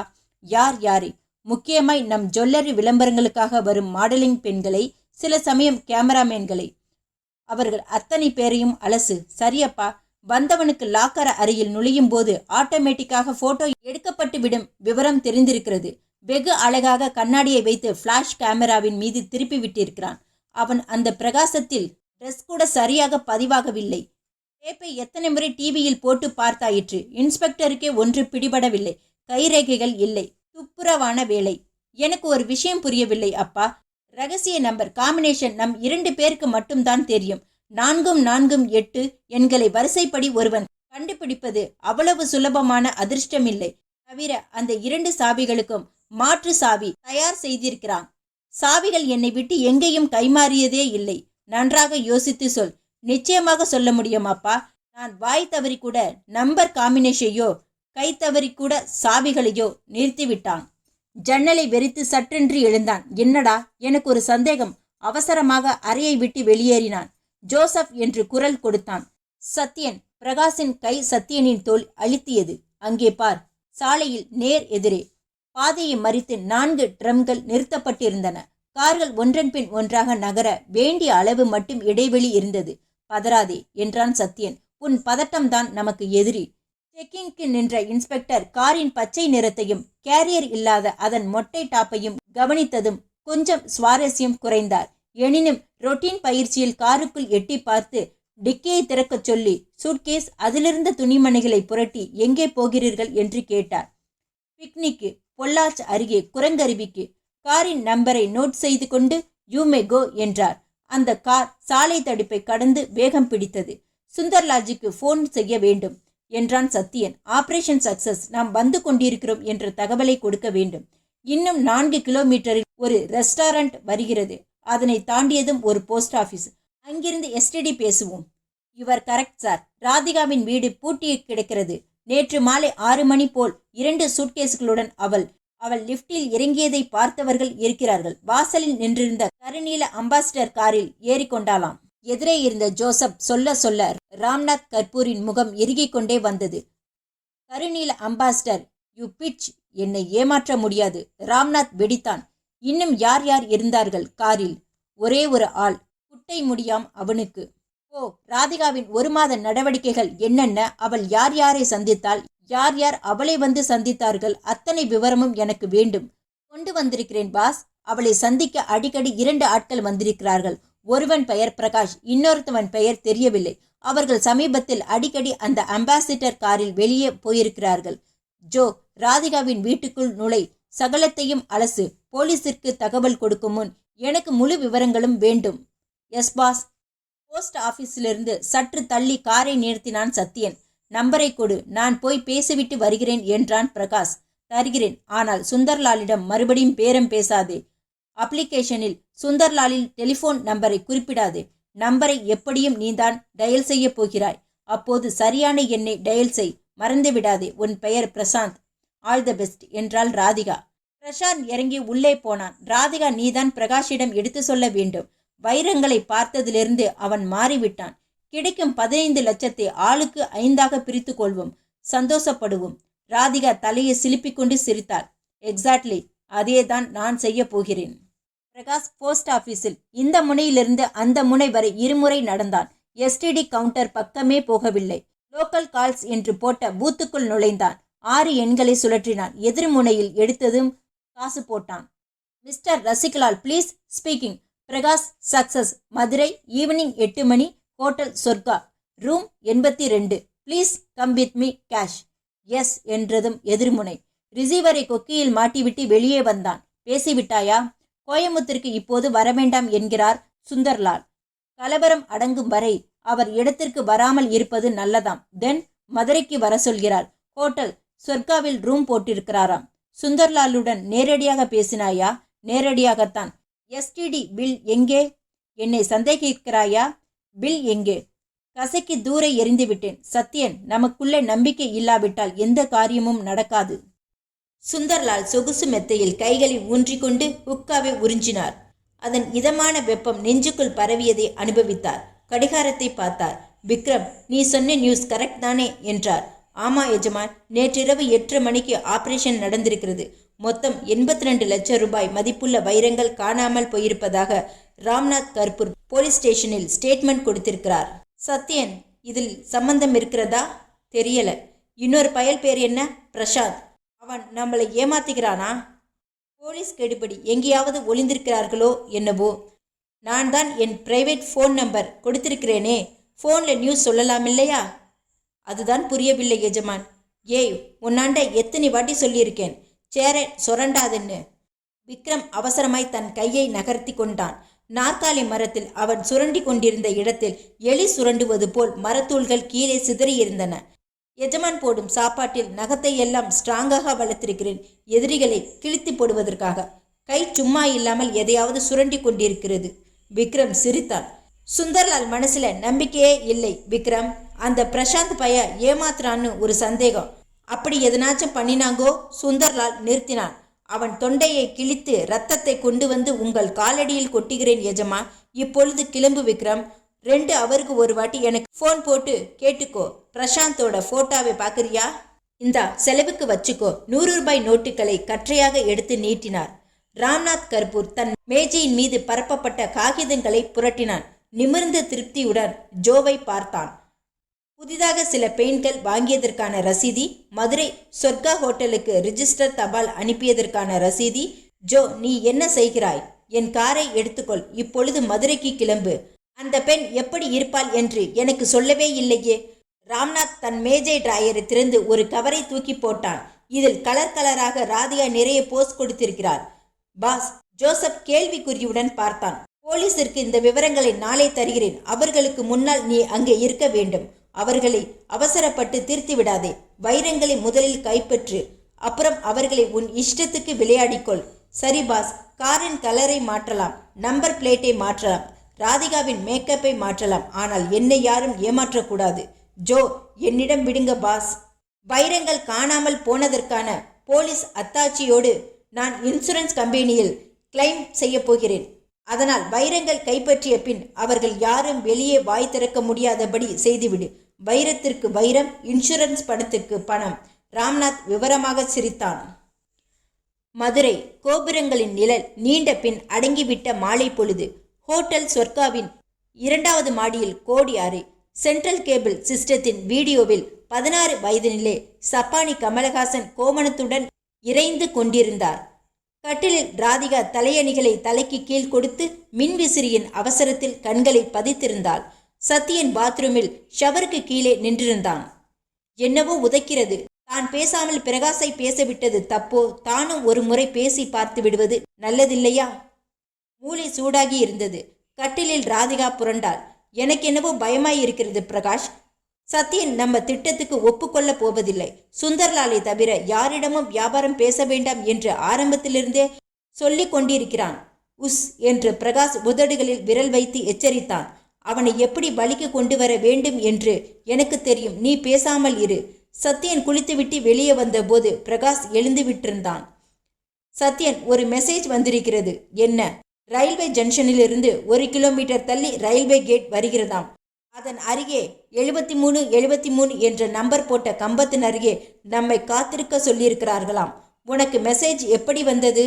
இதோ இந்த காகிதத்தில் என்று பிரகாஷ் தன் ஏற்கனவே எழுதி வைத்த காகிதத்தை நீட்டினான். சரியாக 7 மணிக்கு நாம் அங்கே இருக்க வேண்டும். சீக்கிரம் புறப்படு. நீ குளிக்கவில்லை? 5 நிமிடம். பிரகாஷ் பாத்ரூமில் நுழைந்தான். ராதிகா. சத்தியன் பொய்யாக தன் தலையை இருபுறமும் அழுத்தி கொண்டான். தலைவலி மண்டையை பிழைக்கிறது. உன்னிடம் மாத்திரை இருக்கிறதா? ஐம் சாரி, என்னிடம் இல்லையே. சரி, நான் கீழே போய் வாங்கி வந்து விடுகிறேன். சத்தியன் சட்டையில் அவசரமாக நுழைத்தான். அறையை விட்டு அவசரமாக வெளியேறினான். படிகளில் இறங்கியதும் ரிசப்ஷன் கவுண்டர் அருகே தயங்கினான். மிஸ்டர், உங்கள் ஃபோனை நான் உபயோகிக்கலாமா? ரூமிலேயே எக்ஸ்டென்ஷன் இருக்கிறதே சார். நான் இங்கிருந்து பேச வேண்டும். லோக்கலா? இல்லை, கோயமுத்தூர் எஸ்டிடி. அட்வான்ஸாக இந்தாருங்கள், 100 ரூபாய். ரிசப்ஷனிஸ்ட் தயங்கிவிட்டு ஹோட்டல் பில்லில் ஏறப்போகும் டெலிஃபோன் செலவுக்கு தனக்கு பர்சனலாக பணம் வருகிறதே என்று ஆசையில் டெலிஃபோனை சத்தியனிடம் தள்ளினாள். முதல் முயற்சியில் லைன் கிடைக்கவில்லை. 2வது முயற்சியில் லைன் கனெக்ட் ஆனது. சுந்தர்லால்ஜி, சத்தியன் பேசுகிறேன். என்னப்பா, என்ன ஆச்சு விவகாரம்? சுந்தர்லாலின் குரலில் மெலிதான கோபம். மதுரைக்கு வர சொன்னீங்களாமே. என்னது மதுரைக்கா? எவன் சொன்னது? சத்தியன் விரைந்தான். சோ பிரகாஷ் டபுள் கேம் விளையாடி விட்டான். சுந்தர்லால்ஜி, நான் சொல்வதை கேளுங்கள். ஐட்டம் காரில் தான் இருக்கிறது. நீங்கள் மதுரைக்கு வர சொன்னதாக பிரகாஷ் நாக்கை கடித்து பிரசாந்த் சொன்னான். Hotel Sorga, car number PYX 4031. Number மாறலாம். நான் பிரகாஷை இதிலிருந்து விலக்குகிறேன். பிரகாஷ் என்றே பிரசாந்த் என்றே என்ன ஆச்சு உனக்கு? நிறைய பேச நேரமில்லை ஜி. கொடுத்த வார்த்தை நான் காப்பாற்றுவதில் சத்தியம் தவற மாட்டேன். நாளை வரை நேரம் கொடுங்கள். சத்தியன் ரிசீவரை அதனிடத்தில் பொருத்தினான். அவன் உடல் முறுக்கேறி இருந்தது. எத்தனை எடுத்து சொல்லியும் பிரகாஷின் மண்டையில் ஏறவில்லை. டபுள் கிராஸ் செய்ய திட்டமிட்டிருக்கிறான்.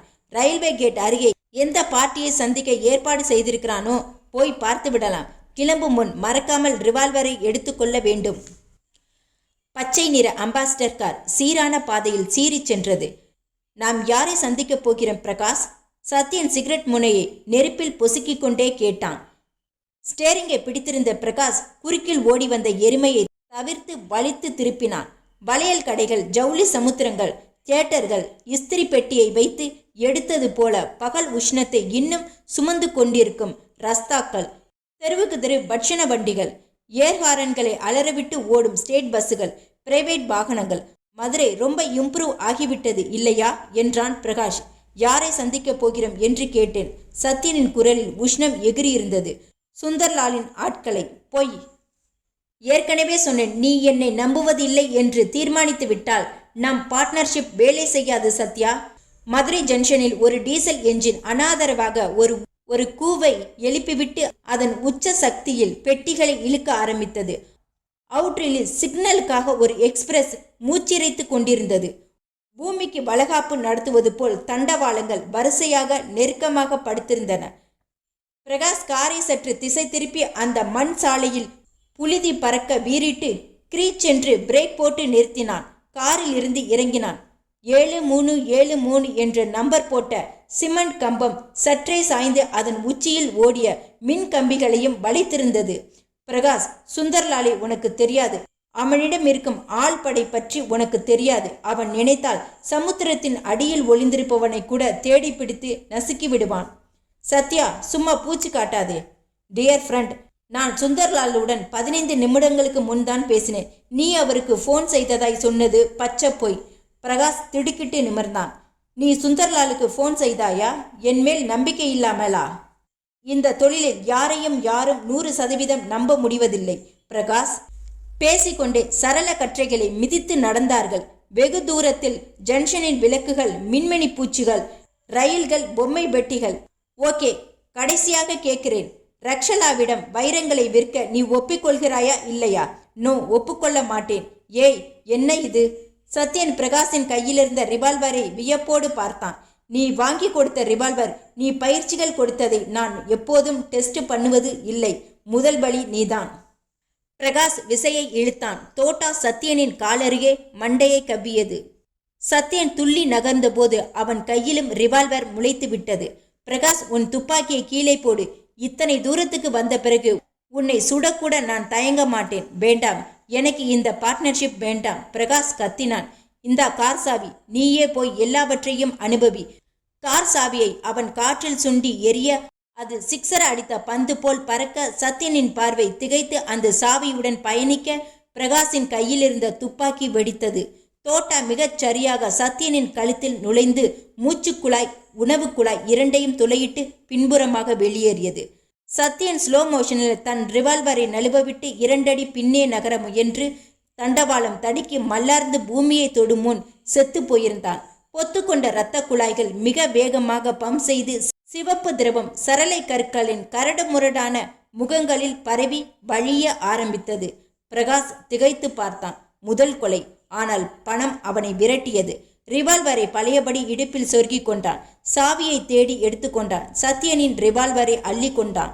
கவனமாக சத்யனின் ரத்தம் தன்னை தீண்டாதபடி அவன் தோள்களுக்கு கீழே கை கொடுத்து அவனை நகர்த்தி தண்டவாளங்களுக்கு குறுக்காக படுக்க வைத்தான்.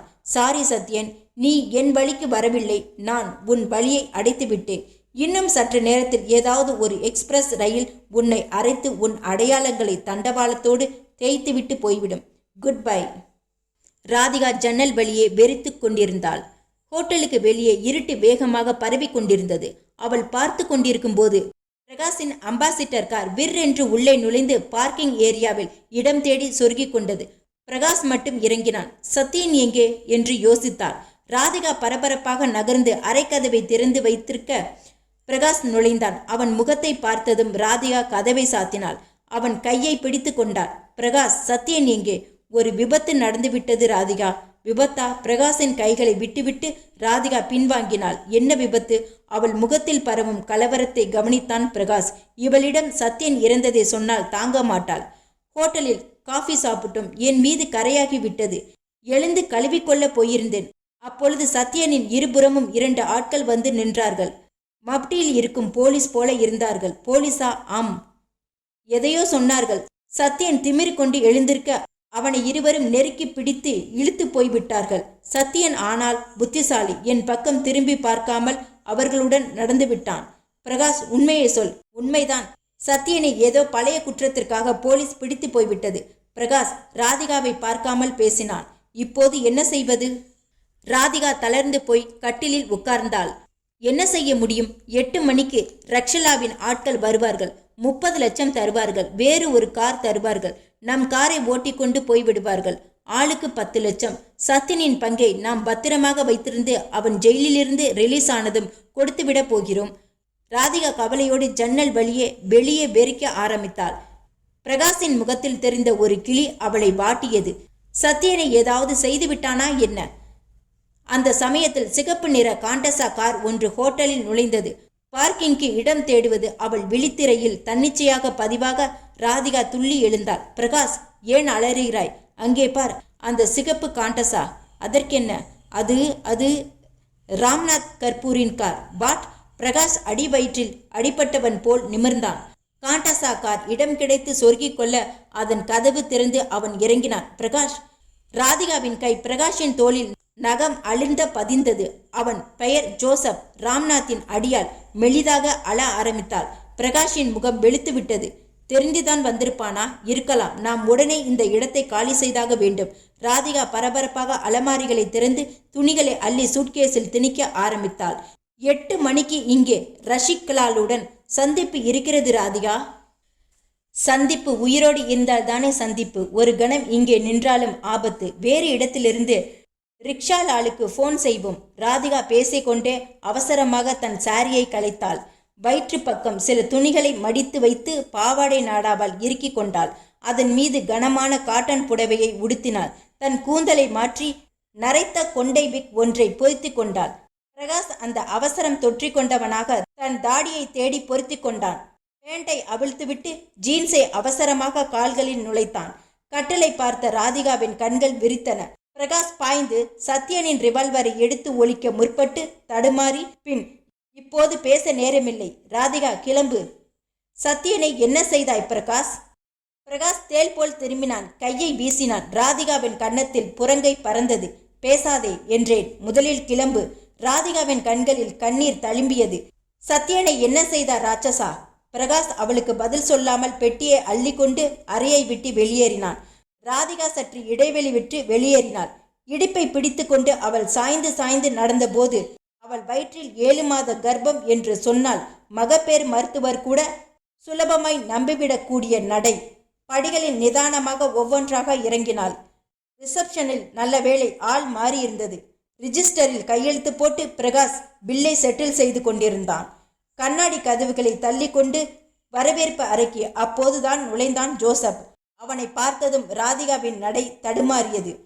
புடவை தலைப்பை இழுத்து அரைகுறையாக தலையை மூடிக்கொண்டு கடைசி படிகளை இறங்கினாள். கவுண்டரில் இருந்த ஆள் நகரட்டும், அப்புறம் விசாரிக்கலாம் என்று ஜோசப் தயங்கி நின்ற நேரத்தில் ராதிகா இடுப்பை பிடித்து கொண்டு மெல்ல நடந்தாள். ஜோசப் எதிர்பார்த்தது ஓர் இளம் வயது பெண்ணை, ராதிகா என்ற துடிப்பான நாகரிகமான மங்கையை. எனவே தன்னை கடந்து போகும் நரைத்த கொண்டை வயிற்றில் கர்ப்பம் பெண்ணை சற்று அலட்சியமாகவே கவனித்தான். இவளை எங்கோ பார்த்திருக்கிறோமோ? ராதிகா வரவேற்பு அறையில் இருந்து வெளியேறி போர்ட்டிகோவில் திரும்பினாள். பிரகாஷ் சூட்கேஸை சுமந்து கொண்டு ஜோசப்பை ஏறெடுத்து பார்க்காமல் அவனை கடந்தான். உடனே வேறு ஒரு கோஷ்டி பெட்டி படுக்கையோடு ரிசப்ஷன் கவுண்டரை மொய்த்து கொள்ள ஜோசப் எரிச்சலோடு நாற்காலியில் உட்கார்ந்து கொண்டான். சுந்தர்லால் போனில் 11 வார்த்தைகள் தான் பேசினார். விக்ரம், அவங்களெல்லாம் மதுரை போயிருக்காங்கோ. Sorga hotel, car number BYX 4031, விடாதே. ஜோசப் ஒரு வழியாக ரிசப்ஷன் கவுண்டரை நெருங்கினான். எஸ் என்றால் ரிசப்ஷன் இளைஞன். என் ஃப்ரெண்ட்ஸ் இங்கே வந்து தங்கியிருக்கிறார்களா? தெரிய வேண்டும். Name sir? ராதிகா. இல்லையே என்று பதில் வந்தது. ரிஜிஸ்டரை புரட்டிய பின் ஜோசப்புக்கு சட்டென்று நினைவுக்கு வந்தது. ராதிகாவின் வீட்டில் கண்டெடுத்த ரிஜிஸ்டர் போஸ்டுக்கான அக்னாலஜ்மெண்ட் அட்டையில் பிரசாந்த் என்ற பெயர் இருந்தது. பிரசாந்த், அவனோடு ஒரு பெண், இன்னொரு நண்பன். பிரசாந்த் 3 பேராக வந்தவர்கள். தங்கியிருந்தார்களா? எஸ், தங்கியிருந்தார்கள். ஜோசப்பின் புருவங்கள் முழிச்சிட்டன. தங்கியிருந்தார்கள் என்றால் வெக்கேட் செய்து விட்டார்கள். எப்போது? இப்போதுதான், சற்று முன். அந்த பிரசாந்த் எப்படி இருந்தான் சொல்ல முடியுமா? தாடி வைத்திருந்தார், கூலிங் கிளாஸ் போட்டிருந்தார். அவர்தானே? அவரே தான் என்று அறிந்து விட்டான் ஜோசப். அவர்கள் எப்படி போனார்கள்? ஆட்டோ அல்லது? ரிஜிஸ்டரில் கார் நம்பர் கூட கொடுத்திருக்கிறார்கள். PYX 4031. தேங்க்யூ. ஜோசப் பறந்தடித்து கொண்டே வெளியேறினான். கார் பார்க்கிங்கை நோக்கி நடந்தான்.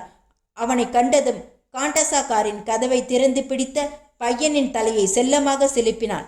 கண்ணா, உனக்கு இந்த பணம் வேண்டுமா என்று கரன்சியை ஆட்டினான். சார், பையனின் கண்கள் ஜன்னல் போல் விரிந்தன.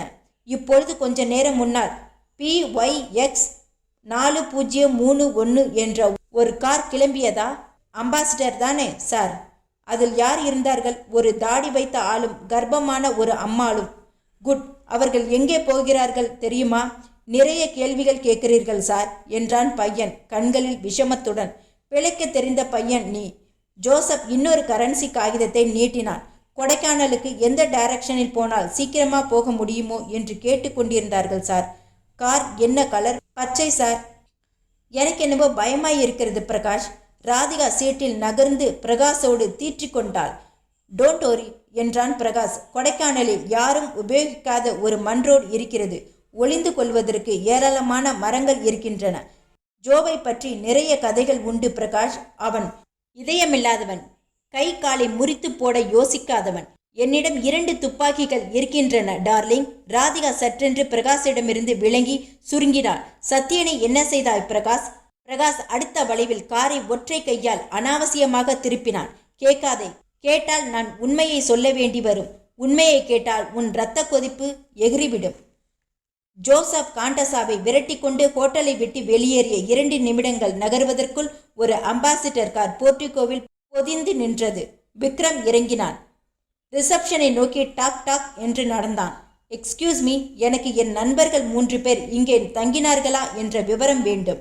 பதில்களை சேகரித்து கொண்டு விக்ரம் அந்த இடத்தை காலி செய்த போது ரிசப்ஷன் கவுண்டரில் மைக்கா பரப்பு சுரண்டப்பட்டு சொரசொரப்பாய் இருந்தது.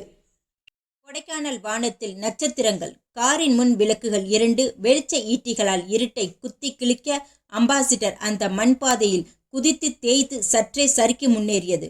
கூடுகளுக்கு திரும்பிவிட்ட பட்சிகள் அன்றைய கதையை அதனதன் குஞ்சுகளுக்கு சொல்ல ஆரம்பித்தன. வேகங்கள் தங்கள் கருப்பு சூழ் உடம்புகளை தூக்கி கொண்டு எங்கே மலை குழந்தைகளை பெற்று போடலாம் என்று அலைந்து கொண்டிருந்தன. குறுகலான ஒரு திருப்பம் தாண்டியதும் காரை பாதையிலிருந்து விலக்கினான் பிரகாஷ். கரடுமுரடான பாதையில் 4 முறையில் சுழன்றதும் சக்கரங்களை பிரேக் போட்டு விளக்குகளை அணைத்தான். கெட் டவுன் ராதிகா என்றான். இந்த இருட்டிலா? ஆமாம், இருட்டில்தான். பிரகாஷ் இறங்கிய பின் கதவை திறந்தான். சற்று முயன்று சில ரகசிய கொக்கிகளை விடுவித்து பின் சீட்டை அப்படியே பெட்டி மூடி போல் உயர்த்தினான். உள்ளே மறைத்து வைத்த சந்தன நிற பெயிண்ட் டப்பாவையும் ஸ்ப்ரேயையும் எடுத்து வெளியே வைத்தான். காருக்குள் நான் வேறு ட்ரெஸ் மாட்டப் போகிறேன். நீ வேண்டுமானாலும் உன் மேக்கப்பை மாற்றிக்கொள். ராதிகா இறங்கினாள். காற்றில் மெலிதான குளிர் இருந்தது. பச்சை இலைகளில் சரசரப்பில் அச்சம் இருந்தது. திடீர் திடீர் என்று ஓடிய பெருச்சாளிகள் தூக்கி போட்டன. மார்புக்கு குறுக்காக கைகளை கட்டி கொண்டாள். வைரங்களை எங்கே ஒளித்திருக்கிறாய் பிரகாஷ்? ஸ்ப்ரேயின் மூக்கை பொறித்துவிட்டு மோட்டரை ஆன் செய்தான் பிரகாஷ். சந்தன பெயிண்ட் சிற்றென்று சீறி சிதறி காரின் உடம்பை காதலுடன் பற்றி கொள்ள ஆரம்பித்தது. உனக்கு சொல்லவில்லை? இல்லை. ஆமாம், சொல்லவில்லை. அன்றைக்கு நீ தூங்கிக் கொண்டிருந்தாய். காரின் 3 ஸ்டெப்னி டயர்களையும் எதற்கு எடுத்து வந்தோம்? சத்யன் பயங்கர இன்டெலிஜென்ட். வைரங்களை வெல்வெட் துணி பைகளில் வைத்து சிதையாமல் டயரினுள் இருக்கும் டியூபுக்குள் ஒட்டிவிட்டான். காரின் 3 சக்கரங்களில் காற்றடித்த டியூபுகளுக்குள் வைரம் வெகு பத்திரமாக இருக்கின்றன. யாருக்கும் அங்கு பார்க்க வேண்டும் என்று தோன்றப்போவதில்லை. அந்த நெக்லஸ்கள், அவற்றையும் உதிர்த்து வைரக்கற்களை தனியே அந்த துணி பைகளில் போட்டு விடுவோம்.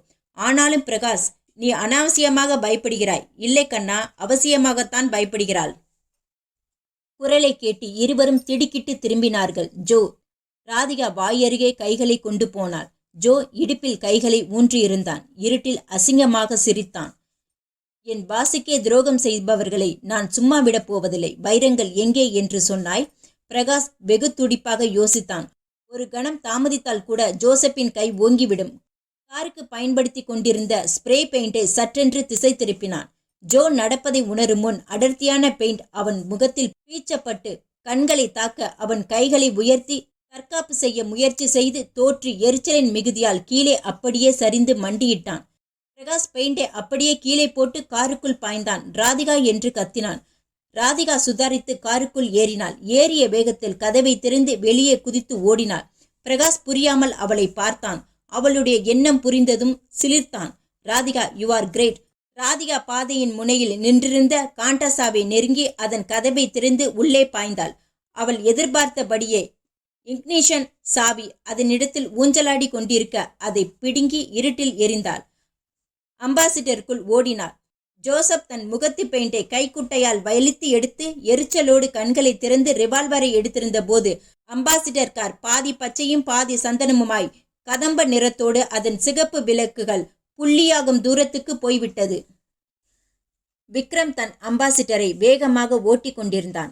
உதடுகளில் ஒரு மெட்டை அமைத்து விசிலடித்து கொண்டே பழனி போகும் சாலையிலிருந்து விலகி கொடைக்கானல் பாதையில் திரும்பினான். ஸ்டேரிங்கில் பொருத்தியிருந்த லெதர் கவர் அங்கங்கே சுரண்டப்பட்டு பொத்தலாகி இருந்தது. மதுரையில் சொர்க்க ஹோட்டலில் விசாரித்ததை அசை போட்டான். 2 ஆண்கள் ஒரு பெண்ணாக அறை எடுத்தார்கள். காலி செய்யும் போது ஒரு ஆண் தாடி, ஒரு பெண் கர்ப்பம். தாடியும் கர்ப்பமும் நிச்சயம் போலி. கிளம்பி போனதும் பச்சை நிற அம்பாசிடர் காரில்.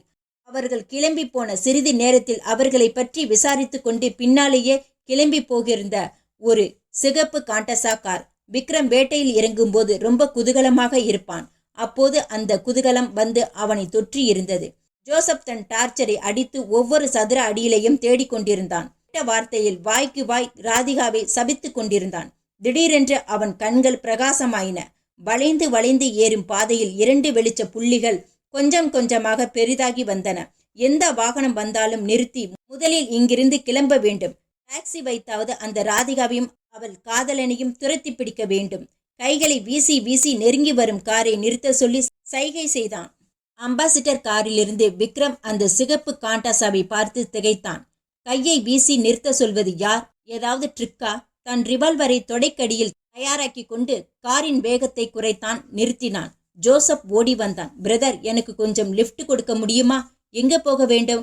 வழியில் ஒரு டாக்ஸி ஸ்டாண்டில் இறக்கிவிட்டால் போதும். ஏறிக்கொள். ஜோசப் ஏறிக்கொண்டதும் காண்டசா காரை சுற்றி கொண்டு அம்பாசிடரை சீர விட்டான். காருக்கு என்ன ஆயிற்று? Break down. ஜோசப் சீட்டில் உட்காராமல் நெளிந்தான். கண்களை உயர்த்தி பார்த்தான். 3 திருப்பங்களுக்கு மேலே பிரகாஷின் அம்பாசிடர் விரைந்து கொண்டிருந்தது. ஜோசப் சற்றென்று தன் ரிவால்வரை உருவினான். உருவிய வேகத்தில் அதை விக்ரமின் கழுத்தில் பொருத்தினான். சாரி, எனக்கு இந்த கார் வேண்டும் பிரதர், நீ இறங்கிக்கொள். விக்ரம் வறட்சியாக புன்னகைத்தான். மறுத்தால் உன்னை விலக்கிவிட்டு காரை எடுத்துக்கொள்ளும் நிர்பந்தம் எனக்கு ஏற்படும். உனக்கு கார் எதற்கு தேவை என்று எனக்கு தெரியுது. PYX அம்பாசிடரை துரத்த வேண்டும், கரெக்ட்? ஜோசப் மூச்சை இழுத்து பிடித்தான். நீ உன் எதிரித்தான் என் எதிரியும். முதலில் துப்பாக்கியை விளக்கு. யார் நீ? காரில் கடத்தப்படும் வைரங்களின் சொந்தக்காரன். உளராதே, வைரங்கள் என் பாஸினுடையவை. ஜோசப் துப்பாக்கியை எடுக்காமலேயே பேசினான். யார் அது? உன் பாஸ் ராம்நாத் கர்பூர். விக்ரம் சற்றே விரைத்தான். வைரங்களை திருடு கொடுத்தவனின் ஆளே கூட பிரயாணம் செய்கிறான். ஆபத்து. துப்பாக்கியை முதலில் எடு. காரை என்னிடம் கொடுத்துவிடு மரியாதையாக. ஜோசப் துப்பாக்கியின் முனையை விக்ரமின் கழுத்தில் சற்றே அழுத்தினான். விக்ரம் செயல்பட்டான். அவனுடைய கை ஸ்டிக்கரை விட்டு கன நேரத்துக்கு விலகியது. ஒரு படகு துடிப்பின் படலத்தோடு வீசப்பட்டு ஜோசப்பின் கன்னத்தை சந்தித்தது. ஜோசப் அப்படி ஒரு வலியை அதுவரை அனுபவித்ததில்லை.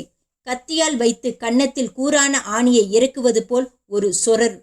ரத்தம் குபுகுபு என்று பொங்க வலியின் மிகுதியால் துப்பாக்கியை சற்றே தளர்த்தி விட்டான். விக்ரம் அந்த கையை கப்பென்று பிடித்தான். அவனுடைய கூர் நகம் ஜோசப்பின் மணிக்கட்டுக்குள் சட்டையை மீறி குத்தி இறங்க ஜோசப் அலறிக்கொண்டு துப்பாக்கியை நழுவ விட்டான். என்னை யாரும் அதிகாரம் செய்வது எனக்கு பிடிக்காது பையா. விக்ரம் இன்னும் சிரிப்பை விளக்கவில்லை. இத்தனை கலவரத்திலும் மலைப்பாதையின் அபாய வளைவுகளை அனுசரித்து காரை விரட்டி கொண்டிருந்தான். காரின் வேகத்தை சற்றே குறைத்து பக்கவாட்டில் கழுத்தை மெல்லிதாக திருப்பினான்.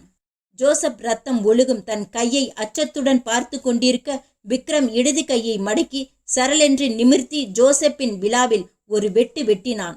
ஜோசப் செயல்பட முடியாத வேதனையோடு அந்த தாக்குதலின் கதவின் மீது சாய்ந்தான். விக்ரம் கையை நீட்டி கதவின் லாக் சிஸ்டத்தை நகர்த்தி அதே நேரம் காரை சர்க்கென்று ஒடித்து திருப்பினான்.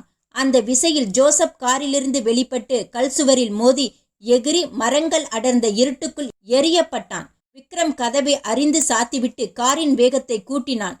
கொண்டை வளைவுகளில் டயர்கள் ரப்பர்களை தேய்த்து கதறின. அவனுடைய அபார கண்ட்ரோலுக்கு உட்பட்டு கார் விரைந்தது.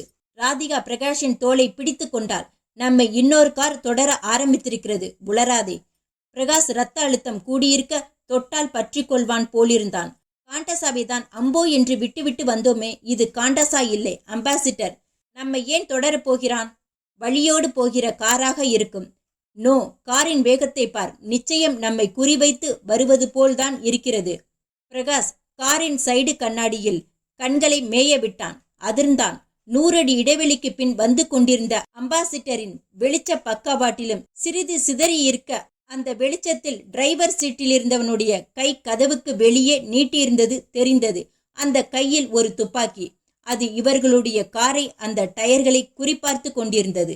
பிரகாஷின் தோளில் தொற்றிக்கொண்ட ராதிகா அச்சம் பொங்க வெகு வேகமாக வியர்க்க ஆரம்பித்தாள். அவனுக்கு ஒரு விளையாட்டு காட்டுகிறேன் பார். பிரகாஷ் காரின் கியரை குறைத்து அதன் என்ஜின் சக்தியை கடுமையாக்கினான். ஆக்சிலேட்டரை மிதித்தான். கார் சரளென்று முன் இழுக்கப்பட்டு வேகம் வெகுவாக அதிகரிக்கப்பட்டு சர் என்று பாதையில் ஏறியது. பிரகாஷ் ஸ்டேரிங்கை இடது வலதுமாக ஆட்ட கார் நேர்கோட்டில் செல்லாமல் இடது வலதுமாக பாதையில் நெளிந்தது. இரண்டு கார்களுக்கும் இடையில் இடைவெளி வேகமாக அதிகரித்தது. விக்ரம் ரிவால்வரை உள்ளே இழுத்து கொண்டான். கியர்களை மாற்றி தன் காரின் வேகத்தை அதிகரித்தான். பிரகாஷ் திடீரென்று தான் கவனித்தான். கார் நினைத்து கொண்டார் போல திக் ஆரம்பித்தது. முழு வேகத்துடன் ஈடுபடாமல் திணறி திணறி ஒவ்வொரு இடத்திலும் அவசரமாக கிளம்பியதில் ரேடியேட்டரை கவனிக்கவே இல்லை. பிரகாஷ் ராதிகாவின் வாய் கோணிக்கொண்டு கண்கள் கிளியில் வெடித்துவிடும் அளவிற்கு பெரிதாயின. இரு கார்களுக்குமான இடைவெளி வெகுவாக குறைந்து கொண்டே வந்தது. பிரகாஷ் அவசரமாக சிந்தித்தான். ஒரே ஒரு வழிதான் இருந்தது. ஏற்றத்தை தவிர்த்து இறங்க ஆரம்பிக்க வேண்டும். அந்த எண்ணம் வந்தவுடன் காரின் பிரேக்கை முழு வேகத்துடன் அழித்து சரசரவென்று சாலையை தேய்த்து விலகி அதன் குறுக்காக திரும்பி அதன் மூக்கு 180 டிகிரி திரும்புவதற்குள் விக்ரம் கடைசி நொடியில் அந்த திடீர் மாற்றத்தை கவனித்து தன் பிரேக்குகளை எத்தனையோ மும்பரமாக பிரயோகித்து விக்ரமின் அம்பாசிடர் பிரகாஷின் காரை உச்ச வேகத்துடன் மோதி தாக்கியது. யூ வளைவு எடுத்த அந்த வழியே திரும்ப எத்தனித்ததில் பிரகாஷின் கார் சாலையோரமாக ஒதுங்கியிருந்தது. அடுத்த கார் மோதி தாக்கியவுடன் தவளை போல் கால்களை தூக்கி மல்லாந்து சாலையின் ஓரத்தில் பாதுகாப்பாக கட்டப்பட்டிருந்த குட்டிச்சுவரில் பச்சை குதிரை தாண்டியது. மரங்களின் பாதுகாப்பில்லாத செங்குத்தான பாறைகளில் தேய்த்து இறங்கி மோதி விலகி இடித்து உரசி ஒரு தீப்பொறி கிளம்பியவுடன் பெட்ரோல் குண்டாக வெடித்து சிகப்பு பந்தாக நெருப்பு கோலமாக முடிவில்லாத பள்ளத்தாக்குக்குள் விழுந்தது. விக்ரம் தன் காரிலிருந்து இறங்கி உடைத்து தகர்க்கப்பட்ட குட்டிச்சுவரில் கவனமாக ஏறி பார்த்தான். மனிதர்கள் அண்ட முடியாத ஆழத்தில் அந்த நெருப்பு பந்து கொழுந்துவிட்டு எரிவதை சற்றே அதிர்ச்சியுடன் சற்றே விரக்தியுடன் கவனிக்க ஆரம்பித்தான். ஆமாம், அது என்னுடைய காண்டாசாதான். பிசினஸ் விஷயமாக டிரைவரை அனுப்பியிருந்தேன். ராம்நாத் கர்பூர் போனில் இன்ஸ்பெக்டர் இளம் கவலை ததும்ப பேசினான். எஸ், நானே வருகிறேன் என்று போனை வைத்தான். தன் அப்பாவை நோக்கி திரும்பினான். நம்ம கார் கொடைக்கானல் ரோட்டில் அனாதையாக நிற்கிறதாம். ஜோசப் என்ன ஆனான்? வைரங்கள் என்ன ஆயிற்று தெரியவில்லை. எதற்கும் ஒரு நடை நான் கொடைக்கானல் வரை போய்விட்டு வருகிறேன். என்ன விக்ரம் சொல்றே நீ? சுந்தர்லால் தன் திட்டில் நெளிந்தார். கார்ல தான் டைமண்ட் இருந்துச்சு, ஆனா எங்கே இருந்துச்சுன்னு தெரியலன்ற. காரு பள்ளத்தாக்குக்குள்ள விழுந்துடுச்சு, பத்தி எரிஞ்சிருச்சுங்கிற. அந்த ஆளுங்கோ அவர்களும் க்ளோஸ் எஜமான். விக்ரம் கவனமாக எதையும் சுரண்டாமல் பாக்கெட்டுகளில் கையை வைத்திருந்தான். 1 லாக் பணம் பையா, அதை விற்ற சொல்றியா? சுந்தர்லால் நெற்றியில் தட்டி கொண்டு யோசித்தார். நிஜமாவா? ரஷிக்லால் தன் எதிரில் இருந்தவர்களை நோட்டமிட்டார். சொன்ன இடத்திலிருந்து பிரகாசம் அந்த பொண்ணும் அவசரமாக கிளம்பி போய்விட்டார்களாம். அவர்கள் போகிறார்கள் விடு. கொள்ளையடித்த வைரங்கள் எங்கே போய்விட்டன? அந்த வைரங்கள் குழப்பம் தீராமல் வெறிக்க ஆரம்பித்தார் ரஷிக்லால். மெலிதான குளிரை விரட்டி கொண்டு சூரியன் மேகங்களை கிழித்து கொண்டிருந்தான். கழுகுகள் வட்டமிட்டன. கரியும் சாம்பலுமாக சிதறியிருந்த அந்த சிதைவை தாழ்வாய் பறந்து நோட்டமிட்டன. மோப்பம் பிடித்து இறங்கின. டயர்கள் பொசுங்கி உருகியிருந்தன. இரும்புகள் கருகியிருந்தது. அந்த பிரதேசத்தின் பாறைகளில் சிதறி சூரிய வெளிச்சத்தை சில கோணங்களில் பிரதிபலித்த கரிப்படிந்த வைரக்கற்களை அந்த கழுகுகள் தங்கள் கூரிய அலகுகளால் கொத்தி அலட்சியமாக விளக்கின. மனித மிச்சங்களை மட்டும் ஆர்வத்துடன் கிளறின. இத்துடன் 100 நாள் சதிகள் முடிவடைகிறது. இனி 2ஆம் பாகத்தில் சதிகள் தொடரும். வணக்கம்.